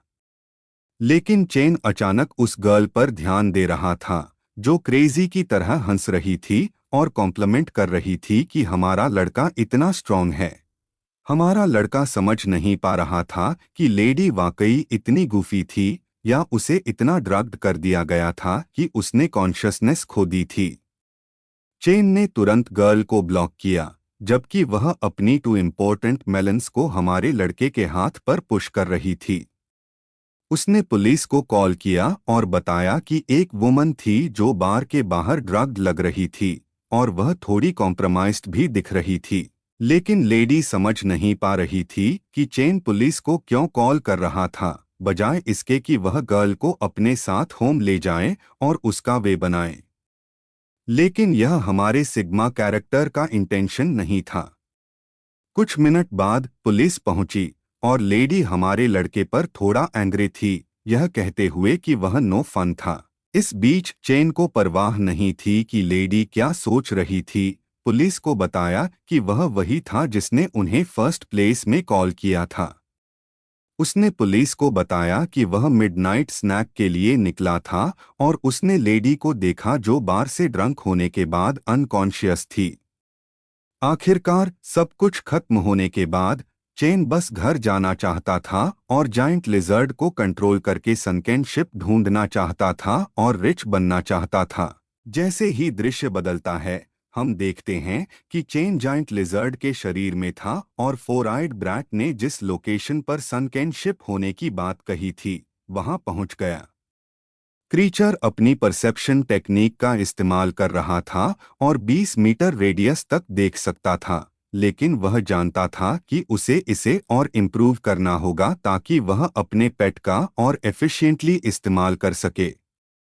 आखिरकार सनकेन शिप को स्कैवेंज करने का समय आ गया और इग्युआना ने पानी में स्विफ्टली डैश करना शुरू किया। थोड़ी देर खोजने के बाद इग्युआना ने एक रस्टेड डोर को स्लैम करके खोला और यह हमारे लड़के के लिए जैकपॉट था, क्योंकि उसे ट्रेजर शिप के अंदर लिटरल सॉलिड गोल्ड बार्स मिले। हम देखते हैं कि समुद्र के बाहर बॉस झंग की लार्ज शिप पहले से ही पार्क्ड थी, हमारे लड़के के नेक्स्ट ऑर्डर्स के लिए तैयार। चेन ने सबॉर्डिनेट को बताया कि शिप को 3 किलोमीटर ईस्ट की ओर स्टीयर करने के बाद एक क्रेट ड्रॉप करें। सबॉर्डिनेट्स केवल चेन जो कह रहा था उसे अग्री कर रहे थे बिना ज्यादा क्वेश्चंस पूछे, लेकिन ब्रैट अभी भी क्यूरियस था। यह जानना चाहता था कि क्या चेन के टीम में कोई और है जो अंडर वाटर ब्रीद कर सकता है। लेकिन शिप के ड्राइवर ने तुरंत उसे चुप कर दिया, यह कहते हुए कि बिग बॉस के सीक्रेट में प्राय नहीं करना चाहिए। क्रेट ड्रॉप होने के बाद चेन ने सी इग्युआना को ऑर्डर दिया कि वह सारा सॉलिड गोल्ड जो उसने पाया था उसे क्रेट में डाल दे और बाकी लोग सरफेस पर बॉक्स को रिकवर करना शुरू करें। लेकिन जैसे ही इग्युआना शिप से दूर जा रहा था, उसने एक डेंस पीस ऑफ मेटल देखा और कई बार स्क्रैच करने के बाद भी वह इसे ब्रेक नहीं कर पाया। चेन ने सोचा कि पेट के क्लॉस रेगुलर मेटल्स को आसानी से पियर्स कर सकते हैं, लेकिन यह स्पेशल था क्योंकि इग्युआना इसे कई बार कोशिश करने के बाद भी ब्रेक नहीं कर पाया। यह स्पेशल मेटल का पीस इतना वैल्यूएबल था कि इग्युआना ने तुरंत इसे अपने मास्टर के लिए ग्रैब किया ताकि वह इसे चेन को दे सके। लेकिन अचानक जैसे ही वह मुड़ा, उस पर एक जायंट व्हाइट सैशिमी फिश ने एम्बुश किया जो भी म्यूटेटेड थी। चेन ने अपने स्टमक के पास एक स्क्रैच महसूस किया और महसूस किया कि सी इग्वाना कॉट हो गया था। हमारा लड़का फिश पर लिटरली एंग्री था कि उसने एम्बुश करने की कोशिश की। वह जानता था कि भले ही फिश वास्तव में लंबी थी और उसके टीथ बड़े थे, लेकिन स्ट्रेंथ, ऑफेंस और डिफेंस में फिश इग्वाना के क्लोन के सामने मैच नहीं थी। कुछ ही बाइट्स के बाद क्रीचर ने सैशिमी को होल डाइजेस्ट कर लिया, सारी बोन्स को थ्रो अवे कर दिया, जो बिल्कुल टेस्टी नहीं थीं। लेकिन पेट सैटिस्फाइड था क्योंकि उसने लंबे समय बाद कुछ नया टेस्ट किया था। दृश्य कुछ घंटों बाद का है, जहां हम देखते हैं कि चेन सी वाटर के पास था। वह सेडिमेंट रॉक्स को टेस्ट कर रहा था, जो ईयर्स से सी वाटर द्वारा इरोड होकर इनक्रेडिबली हार्ड हो गए थे। चूंकि चेन अपने घर में ट्रेन नहीं कर सकता था, वह जानता था कि अगला best frame deserted beach at night थी, जो अपनी एक्चुअल स्ट्रेंथ को टेस्ट करने के लिए परफेक्ट स्पॉट थी बिना होल्ड बैक किए। उसने सेडिमेंट रॉक्स को पंच करके प्रैक्टिस शुरू की, यह सोचते हुए कि भले ही इम्पैक्ट की फोर्स दोनों तरफ वर्क कर रही थी, यह चेन को अफेक्ट नहीं कर रही थी क्योंकि उसकी बोन डेंसिटी एक एवरेज ह्यूमन की लगभग 20 गुना थी। इसके अलावा उसके पास इंडोमिटेबल ऑयरा भी थी, जो एक्सटर्नल शील्ड की तरह काम करती थी, ज्यादातर इम्पैक्ट को अब्जॉर्ब कर रही थी। इसलिए उसका हैंड केवल थोड़ा सोर महसूस कर रहा था और वह स्लाइट सोरनेस तुरंत ओवर हो रही थी, बॉडी की रैपिड रिकवरी एबिलिटी की वजह से, जो चेन को इतनी बार लेवलिंग अप करने के बाद मिली थी। कई एवोल्यूशंस के बाद हमारे लड़के की फिजिक 200 पॉइंट्स से ऊपर हो गई थी, और भले ही उसने मशीन के साथ टेस्ट नहीं किया था, लेकिन वह जानता था कि उसके पंचेस का वेट कम से कम 3000 पाउंड्स और ओवरसाइट होना चाहिए। और आउटर एनर्जी बूस्ट और एक्सट्रेमिटीज बॉक्सिंग टेक्निक के साथ वह एक पर्सन को स्ट्रेट पंच कर सकता था।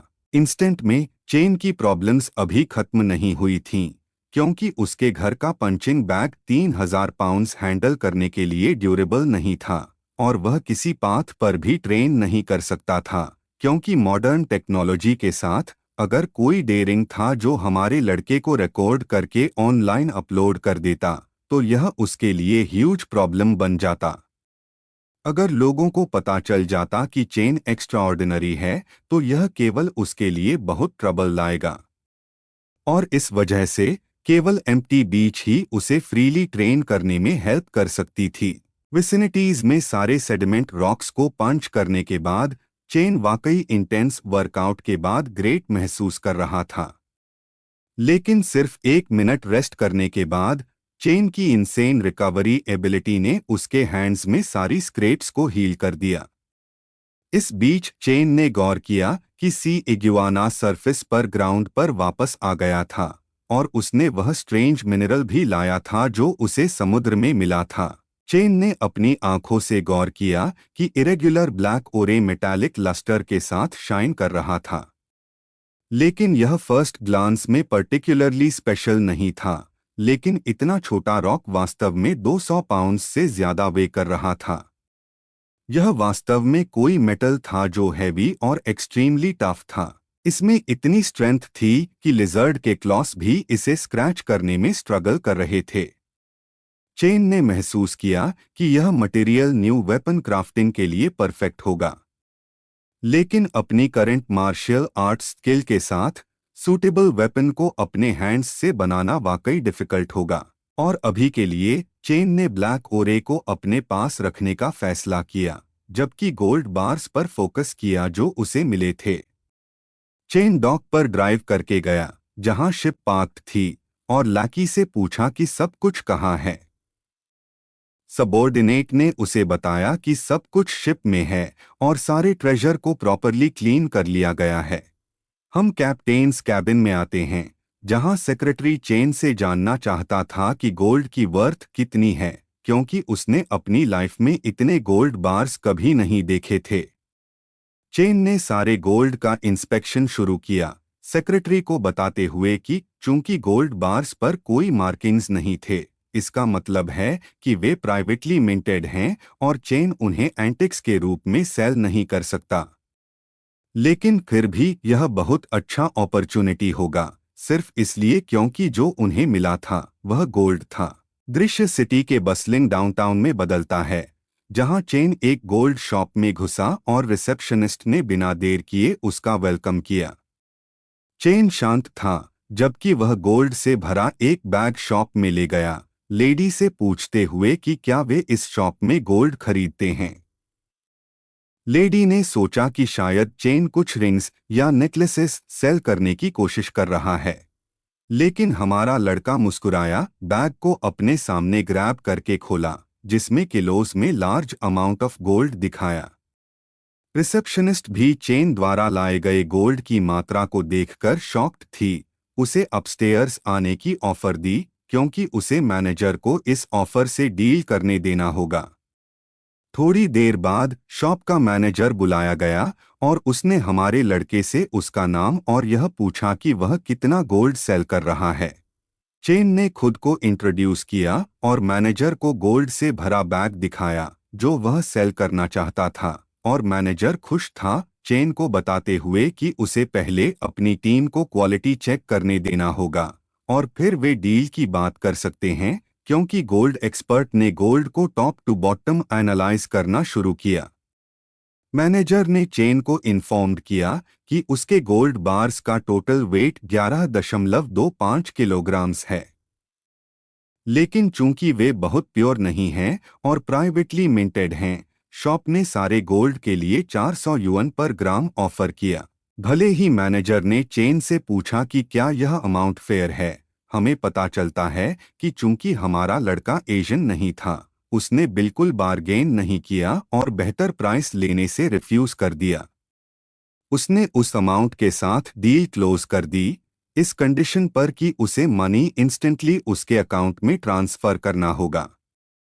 आखिरकार चेन अब एक रिच मैन था, जिसके अकाउंट में इंस्टेंटली 4.5 मिलियन थे।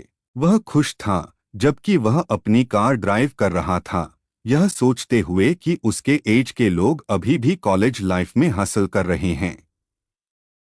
लेकिन हमारे लड़के को सिर्फ एक एडवेंचर से मिलियंस कमाने का अपॉर्चुनिटी मिल गया था, और यह इतना ओवरवेलमिंग फीलिंग था कि यह सरियल लग रहा था। आखिरकार चेन ने फैसला किया कि उसे एक नई कार लेनी चाहिए, क्योंकि सेकंड हैंड कार अब एजेस ओल्ड थी और उसका चैसिस इतना लो था कि बम्पी या कोस्टल रोड्स पर इरिटेटिंग साउंड कर रहा था। हमारे लड़के का नेक्स्ट स्टॉप लक्शरी ऑटो शोरूम था, जहां चेन एक नाइस बिग कार देख रहा था जो उसे और सनकेन शिप्स से मिलने वाले लार्ज अमाउंट ऑफ गोल्ड या ट्रेजर को टेलीपोर्ट करने में हेल्प कर सकती थी। लेकिन जैसे ही चेन और उसका सेक्रेटरी शॉप में घुसे, हमारे लड़के ने रिसेप्शनिस्ट को एक कपल को वेलकम करते सुना। हमें पता चलता है कि यह कोई और नहीं बल्कि हमारे लड़के की एक्स थी, जो तब उस पर लीच करती थी जब उसके पास कोई पैसा नहीं था, और उस समय हमारा लड़का इतना मैड इन लव था कि उसने बार बार उसे जीतने की कोशिश की। और जैसी कि गोल्ड डिगर गर्लफ्रेंड थी, उसने वेल्थ और स्टेटस के पीछे भागते हुए रिच बॉयज के साथ लाइफ जी और चेन को हार्ड टाइम में अकेला छोड़ दिया। और अब भी लेडी उतनी ही एरोगेंट थी जितनी हो सकती थी, अपने न्यू बॉयफ्रेंड को अपने एक्स के सामने फ्लेक्स करते हुए। उसने उस आदमी को बताया कि चेन वह लड़का था जो कंप्लीट लूजर था और हमेशा उसका पीछा करता था, भले ही उसने मना किया हो। उसने हमारे लड़के को टॉन्ट करना शुरू किया, यह कहते हुए कि वह सिर्फ एक ब्रोक कॉलेज किड है जो लक्जरी कार शोरूम में विंडो शॉपिंग कर रहा है। यह सब सुनने के बाद सेक्रेटरी इतना एंग्री था कि वह अपना कंपोजर मेंटेन नहीं कर पाया, लेडी से पूछते हुए कि वह किसे ब्रोक कह रही थी।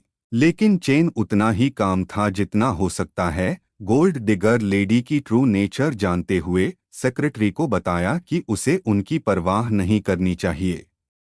लेकिन लेडी रुकने वाली नहीं थी, चेन को बताते हुए कि वह जो कह रही थी वह सच था, और वह सिर्फ एक ब्रोक कॉलेज स्टूडेंट था, और यह ऐसी जगह नहीं है जिसे वह अफोर्ड कर सकता है। इसलिए उसे बिना उसका और उसके न्यू बॉयफ्रेंड का टाइम वेस्ट किए बाहर निकल जाना चाहिए। उसने तुरंत उस आदमी को कॉल किया, यह कहते हुए कि उन्हें टाइम वेस्ट नहीं करना चाहिए और कार्स देखने जाना चाहिए। लेडी उतनी ही शेमलेस थी जितनी कोई गोल्ड डिगर हो सकती है। अपने न्यू बॉयफ्रेंड से हाईली लक्सुरियस कार की डिमांड कर रही थी। भले ही वह आदमी मुस्कुराया और लेडी को बताया कि वह कार चेक करेगा। उसने कभी नहीं सोचा था कि इस वुमन को इम्प्रेस करने के लिए इस्तेमाल किया गया मनी इतना बैडली मिसयूज होगा। वह जानता था कि उसे अपने पेरेंट्स से महीने में सिर्फ टेंस ऑफ थाउजेंड्स मिलते हैं स्पेंडिंग के लिए, लेकिन वह लक्सुरी कार भी नहीं खरीद सकता, भले ही वह इजी इंस्टॉलमेंट्स पर लेना चाहे। इस बीच चेन बस अपना काम कर रहा था। रिसेप्शनिस्ट को बता रहा था कि वह कौन सी कार चाहता है और लेडी ने उसे मल्टीपल मॉडल्स दिखाना शुरू किया जिनका चैसिस हाई था और जो स्टफ आसानी से कैरी कर सकती थीं। चेन भी एक मॉडल को देखकर खुश था, यह सोचते हुए कि यह उनकी सारी नीड्स को मीट करेगा।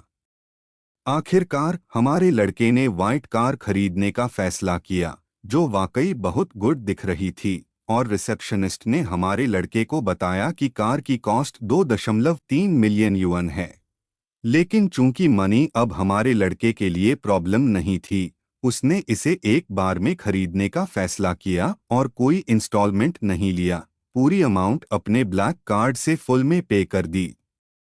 रिसेप्शनिस्ट खुश थी, यह जानते हुए कि उसे कस्टमर को सिलेक्टेड प्राइस पर कार खरीदने के लिए कॉन्विंस करने की ज्यादा जरूरत नहीं पड़ी। लेकिन चूंकि गोल्ड डिगर जीएफ के पास करने को कुछ नहीं था, वह हेड टू टो शॉक्ड थी। यह विश्वास नहीं कर पा रही थी कि चेन वाकई इतना अमाउंट अपने बैंक से पे कर सकता है। लेकिन अचानक लेडी के पीछे का आदमी स्मर्क करने लगा, उसे बताते हुए कि शायद चेन सिर्फ प्रिटेंड कर रहा था क्योंकि उसके अकाउंट में अभी 2.38 मिलियन होने का कोई वे नहीं था। शायद उस आदमी को पता होना चाहिए कि वह इस पूरी दुनिया में मनी वाला अकेला व्यक्ति नहीं है और कई लोग हैं जो चाहें तो इस ब्रैट को होल खरीद सकते हैं। लेकिन यह मेरे दोस्तों वही है जिसे हम एरोगेंस कहते हैं। वैसे भी लेडी भी डिल्यूजनल हो गई, यह सोचते हुए कि उसका न्यूबी इफ जो कह रहा था वह वाकई सही था। क्योंकि तब जब लेडी हमारे लड़के के साथ थी, वह प्रॉपर फूड भी अफोर्ड नहीं कर सकता था और वीक्स तक इंस्टेंट नूडल्स पर जिंदगी बिता रहा था, सिर्फ उसे कुछ क्रेजी गिफ्ट्स देने के लिए। वह आदमी चेन के पास गया, डेविलिशली स्माइल करते हुए, यह कहते हुए कि एक ब्रोक स्टूडेंट को लक्सुरी कार खरीदने का प्रिटेंड नहीं करना चाहिए, क्योंकि अगर उसका कार्ड इनसफिशिएंट मनी की वजह से डिक्लाइन हो गया तो चेन के लिए एम्बेरसिंग होगा। लेकिन हमारे लड़के का सेक्रेटरी ही इस एरोगेंट ब्रैट से डील करने के लिए काफी था, उसे चैलेंज करते हुए कि अगर चेन इस कार को अफोर्ड कर सकता है तो उसे शोरूम में सबके सामने चेन को अपना डैड कहना होगा।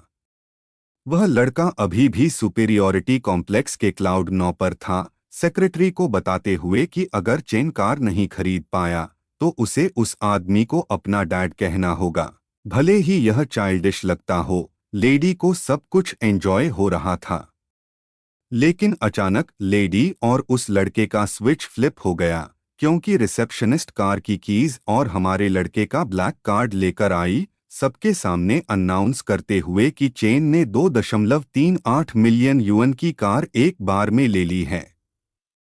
चेन ने कामली रिसेप्शनिस्ट को थैंक्स कहा और अपनी नई कार में जाने लगा।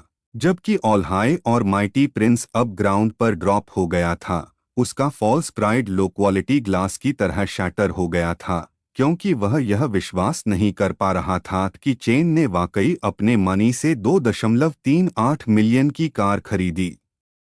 जैसा कि कोई गोल्ड डिगर करता है, लेडी ने अचानक अपना स्विच फ्लिप किया, यह सोचते हुए कि शायद वह स्यूडोरिच ब्रैट की बजाय चेन के साथ ठीक थी। सेक्रेटरी ने तुरंत उस आदमी का कॉलर ग्रैब किया, उसे चेन को डैड कहने को कहा, लेकिन हमारे लड़के ने तुरंत उसे पुकारा उससे कहा कि वह ऐसे लोगों पर अपनी कीमती समय बर्बाद न करे जो इस तरह दिखावा करते हैं। लेकिन सेक्रेटरी तैयार नहीं था कि वह हार माने। उसने लेडी और उस आदमी दोनों को बताया कि उन्हें सिर्फ इसलिए छोड़ दिया गया क्योंकि उनका बॉस बहुत दयालु था, और अगर सिर्फ सेक्रेटरी होता तो शब्द वास्तव में किसी के कहीं पहुंचने से पहले ही कह दिया जाता। लेकिन अंदर ही अंदर लड़के को भी पता था कि उसका सारा दिखावा अब खत्म हो चुका था, क्योंकि जिस आदमी से वह निपट रहा था वह कोई साधारण व्यक्ति नहीं था। लेकिन आश्चर्य अभी खत्म नहीं हुए थे, क्योंकि लड़की ने तुरंत उस आदमी को छोड़ दिया और बेशर्मी से कार की ओर दौड़ने लगी, चेन से कहते हुए कि वह उसे माफ कर दे और उसे अपनी वोमन बनने दे। सभी ने लेडी के इस बेशर्म कृत्य को देखा, और यहाँ तक कि शोरूम के कर्मचारी भी इस व्यवहार से थोड़ा हैरान थे, यह जानते हुए कि जब लेडी के पास इतनी संभावनाओं वाला कोई था, तब भी उसने सोचा कि उसने एक अमीर लड़के को पा लिया और उसे छोड़ दिया। एक फीमेल सबॉर्डिनेट ने कर्मचारी को बताया कि यह लालची लोगों की स्वाभाविक प्रकृति है और उन्हें केवल तब पछतावा होता है जब वे अपनी लालच की वजह से कुछ महत्वपूर्ण खो देते हैं। जैसे ही दृश्य बदलता है, हमारा लड़का क्लाउड्स एज रेस्टोरेंट में जाता है, जो फाइन डाइनिंग और सर्विसेज के लिए सबसे शीर्ष स्थान था।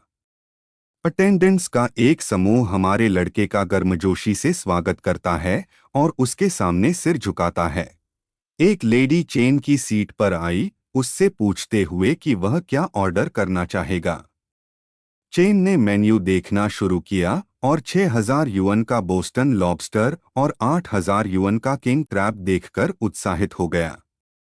उसने अंततः इन्हें ऑर्डर किया और खाना शुरू किया, जबकि हम देखते हैं कि कई लेडीज चेन के आसपास इकट्ठा हो गईं, अपने नरम और नाजुक हाथों से उसे खाना खिला रही थीं। चेन इस नए अमीरों वाले व्यवहार का आनंद ले रहा था। भले ही यह महंगा था, यह पूरी तरह से इसके लायक था।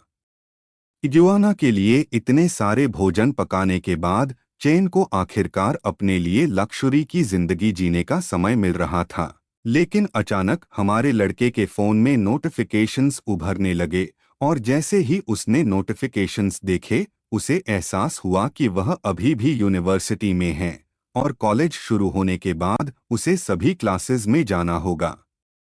आखिरकार हमारे लड़के ने फैसला किया कि उसे जल्दी से और पैसा कमाना होगा, ताकि अपने छोटे लिजर्ड को शैडो रियम में करने में मदद मिले। और फिर वह इतना अमीर और ताकतवर हो जाएगा कि उसे इन छोटी छोटी चीजों की चिंता नहीं करनी पड़ेगी। जैसे ही दृश्य बदलता है, हम देखते हैं कि चेन इग्वाना को दूर से नियंत्रित कर रहा था, जबकि उसे एहसास हुआ कि स्वॉर्ड फिश, जो मछलियों में सबसे तेज तैराक थी, 60 मील पर आर की गति तक पहुंच सकती थी, जो 90 किलोमीटर पर आर के बराबर थी। लेकिन इस समय यह क्रीचर स्वॉर्ड फिश से भी तेज था। वह समुद्र में तेजी से तैर रहा था, कई सेलफिश को निगल रहा था जो उसके लिए वास्तव में स्वादिष्ट थीं। जब इग्वाना का पेट भर गया तो चेन के लिए ट्रेजर हंटिंग फिर से शुरू करने का समय था। अपनी सभी सेंसेस का उपयोग करने के बाद उसकी शक्ति बहुत बढ़ गई थी। इग्वाना अब दर्जनों किलोमीटर दूर की चीजों को मोटे तौर पर डिटेक्ट कर सकता था। लेकिन इतनी दूर तक स्कैन करने के बाद भी उसे किसी तरह का शिपरेक नहीं मिला था, और कुछ दिन बिना ज्यादा परिणाम के बीत गए थे। चेन थोड़ा चिंतित था, यह जानते हुए कि दुनिया अजीब तरीकों से बदल रही थी। उसे आश्चर्य हुआ कि क्या कोई सीक्रेट ऑर्गेनाइजेशंस हैं जो सुपरनैचुरल लोगों से बनी हैं, जो गवर्नमेंट द्वारा चलाई जाती हैं।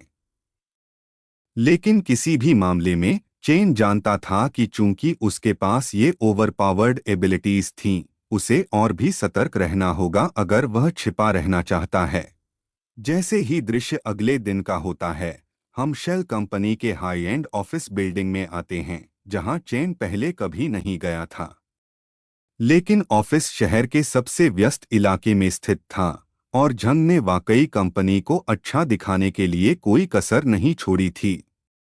कंपनी का नाम टिन लैंड मरीन इंडस्ट्रीज था और रिसेप्शनिस्ट बॉस और उसके बोर्ड के सेक्रेटरी के साथ स्वागत कर रही थी।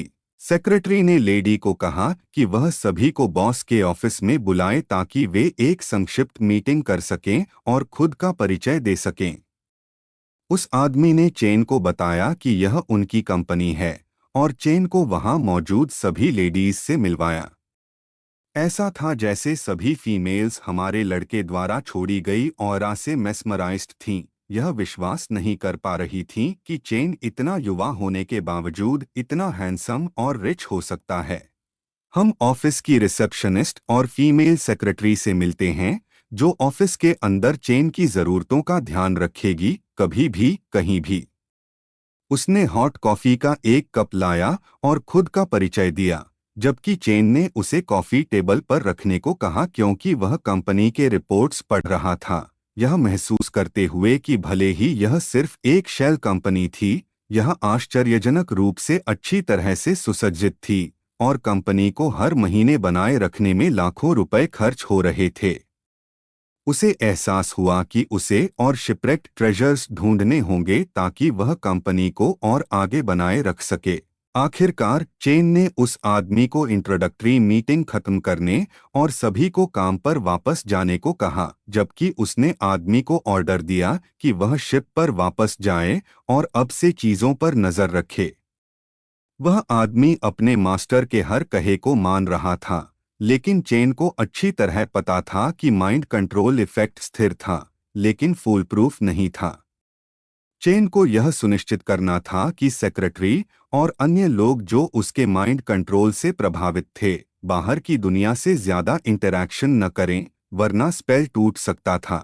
हमारा लड़का खड़ा हुआ, हॉट कॉफी अपने हाथों में लेते हुए, और कई नोटिफिकेशंस उभरने लगीं जो हमारे लड़के को बता रही थीं कि उसका कॉन्स्टिट्यूशन पॉइंट लगातार बढ़ रहा था। वह जानता था कि अपने क्लोन्स को हंट करने के लिए इस्तेमाल करते हुए बस लेटकर और मजबूत होते रहना वाकई शानदार लग रहा था। लेकिन अब समय था कि वह सी इग्युआना को फिर से कंट्रोल करे, जो अभी भी म्यूटेंट एनिमल्स का शिकार कर रहा था और लगातार लेवल अप कर रहा था। इस बार हमारे लड़के का प्रे एक फुल ब्लोन बैराकूडा था, लेकिन यह भी म्यूटेटेड था और सामान्य से कहीं ज्यादा बड़ा और मजबूत था। भले ही सामान्य बैराकूडाज लगभग 2 मीटर लंबे होते थे, म्यूटेटेड वाले 5 मीटर से ज्यादा थे और उनकी गति अविश्वसनीय थी। दांत स्टील से भी ज्यादा सख्त थे। चेन ने महसूस किया कि अगर इग्युआना हमारे लड़के के स्ट्रॉन्ग एक्सटर्नल फोर्स फील्ड का उपयोग नहीं कर पाता तो क्रीचर को पहले ही गंभीर चोट लग चुकी होती। चेन ने महसूस किया कि समुद्र और ओशन में म्यूटेटेड फिश की संख्या बढ़ रही थी, जिसके परिणामस्वरूप उसे मुफ्त में बहुत सारा एक्सपीरियंस मिल रहा था। इग्युआना ने बैराकूडा खाना शुरू किया और चेन ने अपनी सेंसेस से देखा कि मांस स्पष्ट रूप से अलग था और यह पहले से कहीं ज्यादा एनर्जी प्रदान कर रहा था। चेन को ऑफिस में एक नोटिफिकेशन मिली कि चूंकि उसके क्लोन ने एक जायंट बैराकूडा को निगल लिया था, उसे 90 एवोल्यूशन पॉइंट्स और 9 कॉन्स्टिट्यूशन पॉइंट्स मिले।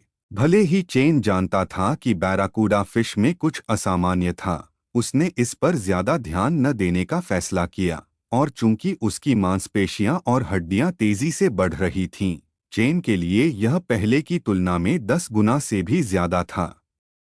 और यह शर्म की बात थी कि इतने विशाल ओशन में इग्युआना को ऐसा दूसरा बैराकूडा नहीं मिला जो इतना ताकतवर हो।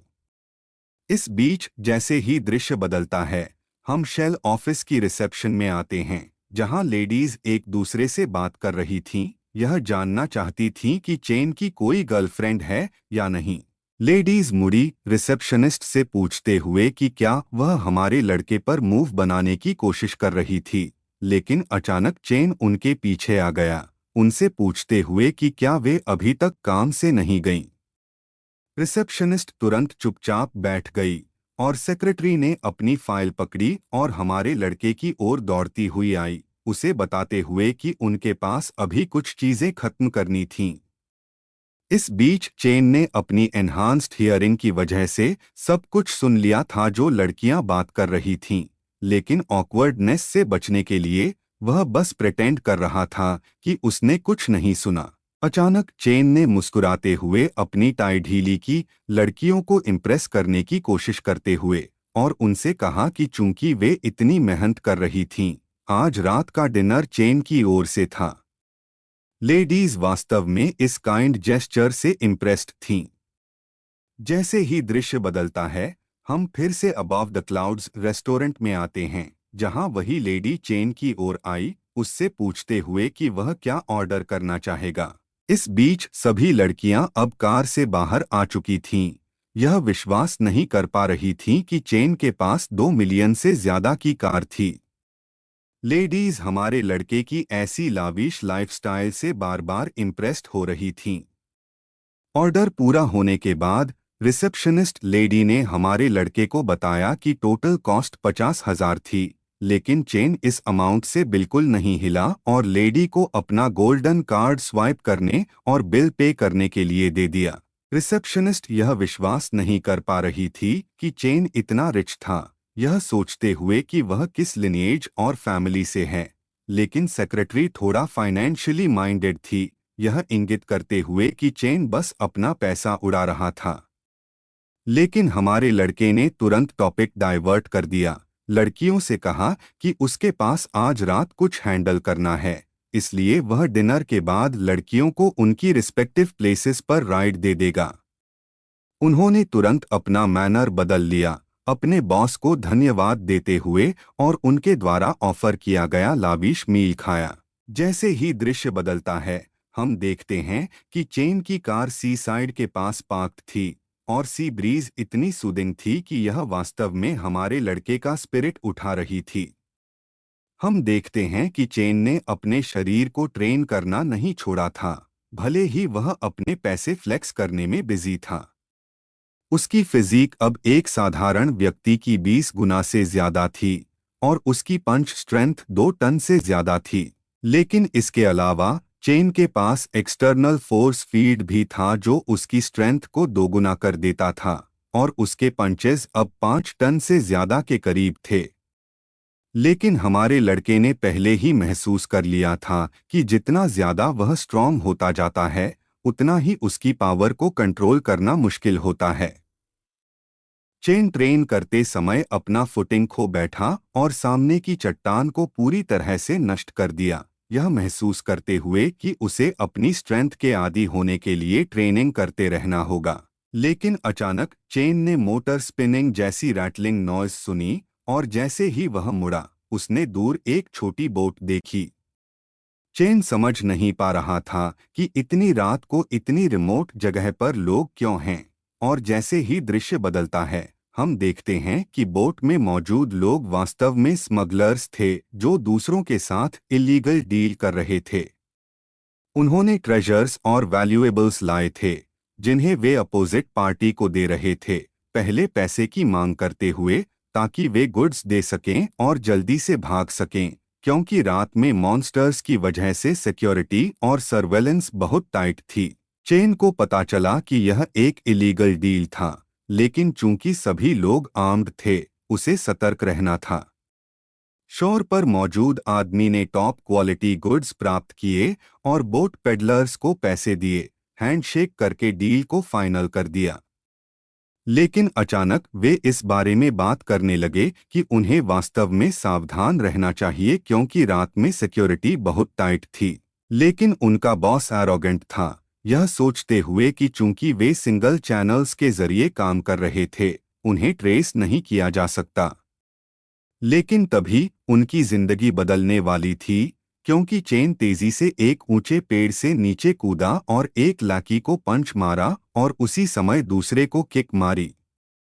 समस्या यह थी कि बॉस के पास वास्तव में एक गन थी, लेकिन यह हमारे लड़के के लिए कोई समस्या नहीं थी क्योंकि उसने तुरंत बुलेट को छुआ और एक फेरोशियस राइट अपर कट मारी, जिससे बॉस कई मीटर दूर उड़ गया और बेहोश हो गया। जैसे ही ग्राउंड टीम का ध्यान रखा गया, अब बोट में मौजूद लोगों की बारी थी। चेन ने अपने एक्शंस को जस्टिफाई किया, यह सोचते हुए कि चूंकि ये लोग पहले ही इलीगल बिजनेसेस कर चुके थे, उन्हें बाहर निकालना प्रैक्टिकली मुफ्त पब्लिक सर्विस था। चूंकि चेन समुद्र में तैरने के लिए काफी तेज नहीं था, हम देखते हैं कि उसने अपने सी इग्युआना को इनसेन स्पीड्स के साथ बोट का पीछा करने का ऑर्डर दिया। आखिरकार सी इग्युआना ने अपनी इनसेन स्पीड्स के साथ मोटर बोट को पकड़ लिया और बोट में मौजूद लोग समझ नहीं पाए कि ग्राउंड से क्या हिट हुआ।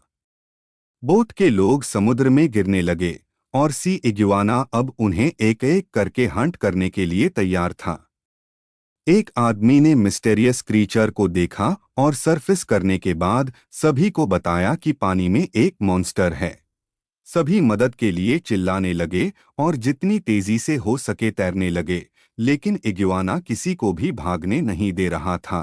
ह्यूमंस को पानी से बाहर उछाल रहा था और उन्हें एक एक करके अपने फेरोशियस टीथ से पकड़ रहा था। लेकिन ग्रुप में से एक व्यक्ति इतना डम्ब था कि उसने पिस्तौल निकालकर क्रीचर को शूट करने का फैसला किया, क्योंकि उसे लगा कि एक लिटरल वाटर मॉन्स्टर पानी से भरे समुद्र में भाग नहीं सकता। लेकिन सी इग्युआना की सख्त त्वचा ने बुलेट को ही डैमेज कर दिया और यह रेजर शार्प शेल्स से दो हिस्सों में टूट गया। जिस आदमी ने पेट को शूट किया था वह अब वास्तव में डूम्ड था और आखिरकार समुद्र शांत हो गया और हम देखते हैं कि सी इग्युआना अपने मुंह में एक जायंट ब्रीफकेस लिए हुए था। कुछ समय बाद दृश्य हमारे लड़के के कमरे में बदलता है, जहां उसने इग्युआना से सूटकेस लिया और घर लाया। उसने खोला और देखा कि बैग पैसे से भरा था, जिसका मतलब था कि ब्रीफकेस में टोटल अमाउंट 3 मिलियन था, क्योंकि इसमें 300 स्टैक्स ऑफ बिल्स थे। यहाँ तक कि हमारा लड़का भी सोच रहा था कि किसी व्यक्ति के सामने रखा हुआ कैश हमेशा बैंक बैलेंस में दिखने वाले नंबर्स से कहीं ज्यादा रियल लगता है।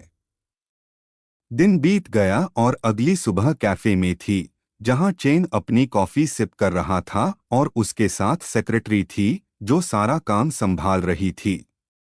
इस बीच बाकी टीनेजर्स अपनी डर्टी नज़रों से लेडी को कॉम्प्लीमेंट कर रहे थे और एक दूसरे के साथ डिस्कस कर रहे थे कि वह वास्तव में कितनी स्टनिंग दिखती है।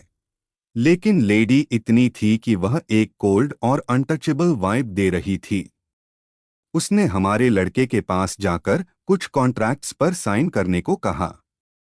लड़कों के लिए आश्चर्य अभी खत्म नहीं हुए थे, क्योंकि वे यह विश्वास नहीं कर पा रहे थे कि लेडी को इतने युवा आदमी से सैलरी मिल रही थी और वह सेक्रेटरी थी जो हमारे लड़के की सारी जरूरतों को पूरा कर सकती थी अगर वह मांगता।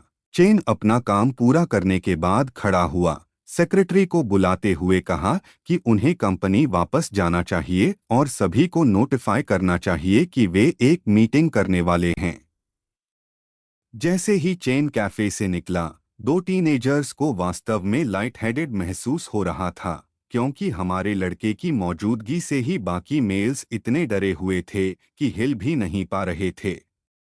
जैसे ही दृश्य बदलता है, हम मीटिंग रूम में आते हैं, जहां चेन एक स्टैटिस्टिकल मीटिंग होस्ट कर रहा था। सभी को बता रहा था कि अगर एम्प्लॉयीज हर छोटे डिटेल को सावधानी से हैंडल करें तो वे कंपनी के हीरोज बन सकते हैं, और जब तक कंपनी का परफॉर्मेंस बढ़ता रहेगा, साल के अंत में सभी को बड़ा बोनस मिलेगा।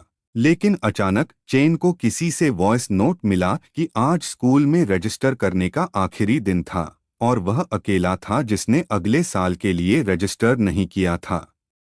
चेन ने मीटिंग को थोड़ी देर के लिए होल्ड करने का फैसला किया और अभी के लिए स्कूल जाने का फैसला किया। उसने सभी को लीव लेने का ऑर्डर दिया क्योंकि कंपनी में ज्यादा काम नहीं था। उसने कहा कि जब चेन वहां नहीं होगा तो सेक्रेटरी लेडी कंपनी मैटर्स की इंचार्ज होगी। रिसेप्शनिस्ट और वर्कर लेडी वास्तव में यह जानकर हैरान थी कि चेन वास्तव में अभी भी स्टूडेंट था। दृश्य यूनिवर्सिटी कैंपस में बदलता है, जहां चेन ने अपनी लक्सुरियस कार पार्क की और फैंसी सनग्लासेस निकालकर बाहर निकला। कॉलेज में हर स्टूडेंट हमारे लड़के के बारे में बात कर रहा था और यह खबर जंगल की आग की तरह फैल गई। यूनिवर्सिटी कैंपस फोरम में भी दिखाई दी। लेकिन अचानक हमें एक परिचित लेडी की पीठ दिखाई देती है जो यह याद नहीं कर पा रही थी कि जब वह पूरी तरह ड्रंक थी तब उसे हमारे लड़के ने बचाया था। लेडी हमारे लड़के के सारे वीडियो देखने के बाद उसकी ओर आकर्षित हो रही थी। वह उसके बारे में बात कर रही थी और उसे पता चला कि वह फाइनेंस डिपार्टमेंट में जूनियर ईयर का स्टूडेंट था। यह खबर उसे बहुत शॉक दे गई, क्योंकि चेन वास्तव में उसी साल में था जिसमें वह थी। जैसे ही दृश्य बदलता है, हम देखते हैं कि चेन कॉलेज कैंपस में टहल रहा था, यह सोचते हुए कि उसका शरीर और स्ट्रेंथ बहुत तेजी से इम्प्रूव हो रहे थे।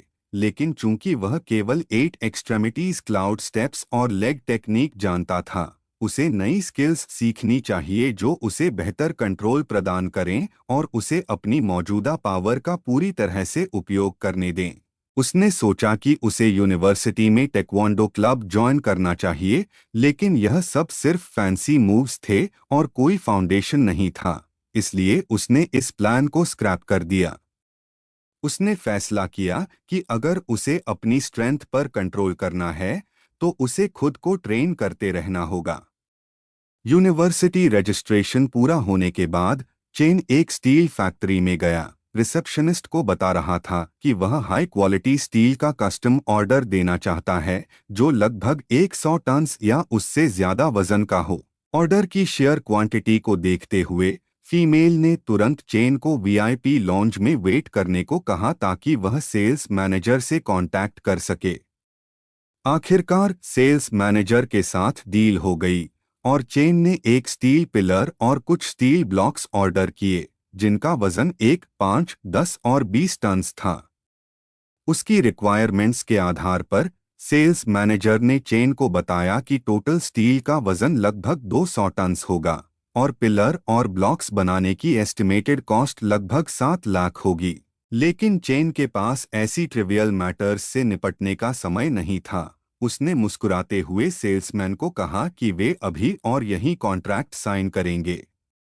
दृश्य अगली सुबह का है, जहां चेन कंपनी के मेकशिफ्ट डॉक पर आया, जहां बोट सेक्रेटरी ने उसे बताया कि पूरा एरिया उसका वेयरहाउस था और वह वहां जो चाहे कर सकता है। चेन ने सेक्रेटरी को जाने का ऑर्डर दिया, यह सोचते हुए कि उसे अभी बहुत लंबा रास्ता तय करना है। उसने स्टील पिलर को अपने ट्रेनिंग ग्राउंड के लिए मार्क करने का फैसला किया। वह जानता था कि इग्युआना के लिए मैक्सिमम एवोल्यूशन पॉइंट्स जो वह प्राप्त कर सकता था, वह वास्तव में 100 पर डे थे और लिजर्ड की प्रोग्रेस की तुलना में उसका शरीर बहुत धीमा था। इस बीच हम उस क्राइम सीन पर नजर डालते हैं, जहां चेन ने सभी बोट डीलर्स को हराया था। ये लोग अंडरवर्ल्ड के बिग शॉट्स थे और पुलिस उन्हें लंबे समय से पकड़ने की कोशिश कर रही थी। लेकिन एक स्ट्रेंज मैन ने उनकी जगह काम कर दिया था और ऑफिसर ने समुद्र में एक और पाइल ऑफ बॉडीज भी पाए थे, एक ब्रोकन मोटर बोट के साथ। इस बीच कंपनी के अंदर सेक्रेटरी ने चेन को बताया कि कंपनी में हर दिन कोई काम नहीं है और सभी बस खेल रहे हैं। सेक्रेटरी एडवर्टाइजमेंट करने के पक्ष में थी, लेकिन चेन ने कॉस्टली चेयर पर मसाज लेते हुए उससे कहा कि उन्हें एक रिच फिश के बाइट का इंतजार करना चाहिए। लेडी को हमारे लड़के के इस जवाब पर इतना कॉन्फिडेंस नहीं था, यह सोचते हुए कि अगर वे एडवर्टाइज नहीं करेंगे तो कोई उनके पास आएगा भी नहीं। लेकिन तभी मेन ऑफिस का दरवाजा एक लेडी द्वारा स्लैम्ड होने लगा और रिसेप्शनिस्ट ने चेन को बताया कि कोई उनसे बिजनेस डील डिस्कस करने के लिए मिलने आया है। यहाँ तक कि सेक्रेटरी भी हैरान थी कि हमारा लड़का कितना सही था और उसका बैफल्ड एक्सप्रेशन आसानी से दिखाई दे रहा था। हम देखते हैं कि लेडी के साथ एक स्ट्रेंज मैन ऑफिस में आया, चेन से पूछते हुए कि झंग कहाँ है, लेकिन चेन ने उस आदमी को इन्फॉर्म किया कि वह और उसके लोग अब सब उसके अंडर हैं। वह आदमी चेन की झंग को कंट्रोल करने की ऑडेसिटी से इम्प्रेस्ड था। उसने खुद को वैन के रूप में इंट्रोड्यूस किया और चेन ने उसे एक अच्छी सीट ऑफर की ताकि वे बैठकर बात कर सकें, और सेक्रेटरी ने मैटर्स से दूर रहते हुए कहा कि वह इसके बजाय टी बनाएगी। वैन सीधे पॉइंट पर आया, चेन को बता रहा था कि उसे एक सेंचुरीज ओल्ड सनकेन शिप का लोकेशन पता है जो कम से कम टेंस ऑफ मिलियंस की वर्थ है, और उसे गुड्स बाहर निकालने के लिए चेन की हेल्प चाहिए ताकि वह आइटम्स सेल कर सके। चेन चाहता था कि वे पहले स्प्लिट डिसाइड करें, और वैन चाहता था कि स्प्लिट 70 और 30 हो जो इंटरनेशनल टीम्स के साथ भी रेट था। लेकिन चेन स्मार्ट था, वैन से कहते हुए कि अगर उसे इंटरनेशनल रेट्स चाहिए तो उसे इंटरनेशनल टीम हायर करनी चाहिए थी। चेन ने सीधे पॉइंट पर आते हुए वैन से कहा कि स्प्लिट 50 से 50 होना चाहिए वरना डील ऑफ है। यह वैन के दिल में स्टैब की तरह लगा, लेकिन वह जानता था कि इतने एंशिएंट शिप के साथ प्राइवेट सैल्वेज इम्पॉसिबल है, और चेन की कंपनी उसका एकमात्र शॉट थी। चेन ने भी उस आदमी को अश्योर किया कि उसका काम बहुत जल्दी हो जाएगा, और अगर उसे इतना ट्रस्ट नहीं है तो वह डॉक पर आकर खुद देख सकता है।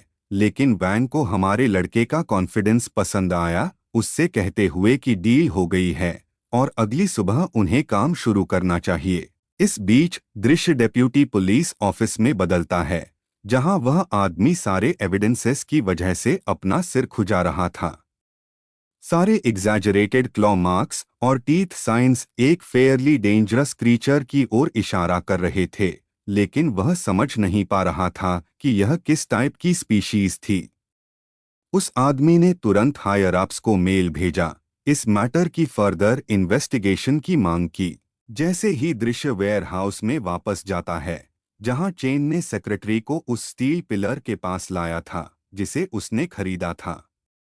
जब सेक्रेटरी ने हमारे लड़के से पूछा कि यह क्या है, तो हमें पता चलता है कि यह एक तरह का स्टैबिलाइजर था जो वाटर्स को स्टैबिलाइज करता है और सी ड्रैगन किंग्स को रोकता है जो डॉक्स पर आने वाले फेरोशियस मॉन्स्टर्स हैं। लेकिन सिर्फ इस चीज को बनाने में हमारे लड़के का फॉर्चून खर्च हो गया था और उसके पास केवल कुछ लाख रुपए बचे थे। जैसे ही दृश्य बदलता है, हम गार्डन कॉम्प्लेक्स में आते हैं जहां सेक्रेटरी उतर गई। वह सीधे अपने घर की ओर जा रही थी, लेकिन वह मुड़ी और हमारे लड़के से कहा कि वह कम से कम ऊपर आकर पानी तो पी ले। लेकिन चेन ने कामली इस ऑफर को डिक्लाइन कर दिया, लेडी से कहते हुए कि उसके पास अभी और कुछ करना है। लेकिन तभी लेडी को याद आया कि उसने जो किया वह वाकई बोल्ड मूव था, क्योंकि उसका अंडरवियर और सारी नाइट क्लोथ्स अभी भी घर में इधर-उधर पड़ी थीं, और यह काफी एम्बैरेसिंग होता। इस बीच चेन सोच रहा था कि उसे और ट्रेनिंग करनी चाहिए, क्योंकि ऑफिस में पहले डिनर के दौरान उसने एक्सीडेंटली अपनी चॉपस्टिक्स को अपनी इमेंस स्ट्रेंथ की वजह से तोड़ दिया था। वह जानता था कि उसे अपनी स्ट्रेंथ को कंट्रोल करने की प्रैक्टिस करनी होगी, और ट्रेनिंग ही की थी। उसे अपनी सारी पावर्स का परफेक्ट मास्टरी हासिल करना था। भले ही चेन का ऑरा शील्ड अब 30 मीटर्स तक कवर कर सकता था, और वह अपने आसपास की हर हवा और घास की मूवमेंट को सेंस कर सकता था, यह अभी भी काफी नहीं था। उसे पहले से कहीं ज्यादा रिफाइनमेंट की जरूरत थी। दृश्य 3 दिन बाद का है, जहां हम देखते हैं कि इग्युआना वास्तव में हर्टी मील खा रहा था, 210 एवोल्यूशन पॉइंट्स और 21 कॉन्स्टिट्यूशन पॉइंट्स प्राप्त कर रहा था। चेन ने फिर से माइंड कंट्रोल हासिल किया, यह महसूस करते हुए कि वैन की शिप समुद्र के बीच में स्लो हो रही थी। चेन ने माइंड कंट्रोल कैंसल किया, वैन से पूछते हुए कि उन्हें कब शुरू करना चाहिए। यह जानते हुए कि काम आज रात होने वाला था, चेन ने वर्कआउट शुरू किया ताकि वह और ऑरा कंट्रोल एक्सपीरियंस के साथ साथ ऑरा एनहांसमेंट और स्ट्रेंथ मल्टीप्लायर प्राप्त कर सके। लेकिन वैन ने अचानक रात में कॉल किया, यह जानना चाहते हुए कि चेन का क्रू कहाँ था, लेकिन चूंकि कोई क्रू था ही नहीं, चेन ने झूठ बोला कि क्रू पहले से ही अंडर वाटर है और उन्हें सिर्फ शिप का लोकेशन चाहिए। वैन ने चेन को इन्फॉर्म किया कि शिप उसके कार्गो के 200 मीटर्स लेफ्ट में थी, लगभग 700 या 800 मीटर्स डीप थी, और आखिरकार चेन ने सी क्रीचर को कंट्रोल करते हुए एरिया की स्काउटिंग शुरू की। पानी का प्रेशर उसे अनकंफर्टेबल कर रहा था, भले ही उसने इतनी स्ट्रेंथ हासिल कर ली थी, लेकिन जैसे ही क्रीचर ने एरिया को थॉरोली स्काउट किया, वहां शिप का कोई साइन नहीं था। भले ही वैन यह देखकर थोड़ा सरप्राइज था कि चेन ने इतनी जल्दी सारे एरियाज को स्कैन कर लिया था, उसने अपने सेक्रेटरी को एग्जैक्ट कोऑर्डिनेट्स ढूंढने को कहा और उस आदमी ने वैन को बताया कि सैकड़ों साल बाद पानी के प्रेशर की वजह से शिप का लोकेशन शिफ्ट हो सकता था। सेक्रेटरी ने न्यू लोकेशन कैलकुलेट किया, चेन को बताया कि वह जहां था वहां से 1 किलोमीटर ईस्ट जाए, और जैसे ही इग्वाना ने ऐसा किया, अपनी सेंसेस की पावर और क्रीचर की इनसेन स्पीड्स के साथ चेन आखिरकार सनकेन शिप तक पहुंच गया और इसे बिना ज्यादा प्रॉब्लम के सरफेस पर ले आया। आखिरकार वैन के सेक्रेटरी ने एंटिक्स का सूटकेस खोला और उसे इन्फॉर्म किया कि 8 पीसेस टूट गए थे, लेकिन भले ही 11 में से सिर्फ 3 इंटैक्ट थे। इन पीसेस की एस्टिमेटेड वैल्यू लगभग 30 मिलियन थी, और अगर प्राइवेटली बेचे गए तो वे आसानी से 20 मिलियन कमा सकते थे। आखिरकार वैन ने आइटम्स बेचने और पैसे कलेक्ट करने का फैसला किया। कुछ दिन बाद वैन ने चेन को इन्फॉर्म किया कि एंटिक्स का टोटल अमाउंट 23 मिलियन से ज्यादा था, और प्रत्येक व्यक्ति को अपने काम के लिए 11.5 मिलियन मिलने वाले थे। वैन ने चेन को सारा पैसा काउंट करने को भी कहा, लेकिन चेन ने बस मुस्कुराते हुए वैन से कहा कि वह एक गुड गाय पर ट्रस्ट करता है और पैसे काउंट करने की कोई जरूरत नहीं थी। वैन हमारे लड़के के इस काइंड जेस्चर से फिर से इम्प्रेस्ड था, उससे वादा करते हुए कि अगली बार जब उसके पास सनकेन शिप की कोई इन्फो होगी तो वह उसे कांटेक्ट करेगा। आखिरकार चेन खुश था कि उसकी मनी प्रॉब्लम सॉल्व हो गई थी, लेकिन उसके दिमाग में अभी भी एक थॉट लिंगर कर रहा था कि उसकी स्ट्रेंथ अभी भी बहुत वीक थी। वह जानता था कि उसे उस पॉइंट तक ट्रेन करना होगा जहां स्नाइपर बुलेट्स और ग्रेनेड्स उसका कुछ नहीं बिगाड़ सकें, लेकिन यह कुछ ऐसा था जिसे उसे इवेंचुअली प्रैक्टिस करना होगा। अगले दिन इंडस्ट्री में था, जहां रिसेप्शनिस्ट ने चेन को बताया कि किसी ने वर्क के लिए रिज्यूम सबमिट किया है, लेकिन जैसे ही चेन ने लेटर देखा, उसे तुरंत पता चल गया कि यह सिर्फ एक स्कैमर था। रिसेप्शनिस्ट ने हमारे लड़के से पूछा कि वह पिछले कुछ दिनों से क्या कर रहा था, और चेन ने लेडी को इन्फॉर्म किया कि उसके पास एक बड़ा प्रोजेक्ट था और उसने इससे कुछ मिलियंस कमाए। लेडी वास्तव में हमारे लड़के से इम्प्रेस्ड थी, और यह देखकर चेन ने भी सोचा कि वह दिन खत्म होने के बाद लेडी को ट्रीट देगा। इस बीच पीछे से एक और लेडी वर्कर सब कुछ सुन रही थी, यह सोचते हुए कि इस न्यू ऑफिस में काम करना वास्तव में बहुत औसम था और सैलरी भी अच्छी थी। वह सोच रही थी कि क्या वह वास्तव में हमारे लड़के के लिए कुछ फीलिंग्स डेवलप कर रही थी, लेकिन दृश्य बदलता है और हम फिर से उसी रेस्टोरेंट में आते हैं जहां लेडीज अपने कॉस्टली फूड का आनंद ले रही थीं, और चेन खुशी खुशी उनसे बात कर रहा था और हंस रहा था। लेकिन अचानक एक ब्लॉन्ड हेयर्ड गाय चेन के पीछे प्रकट हुआ, उससे पूछते हुए कि क्या वह मरीन इंडस्ट्रीज ऑफिस का ओनर है।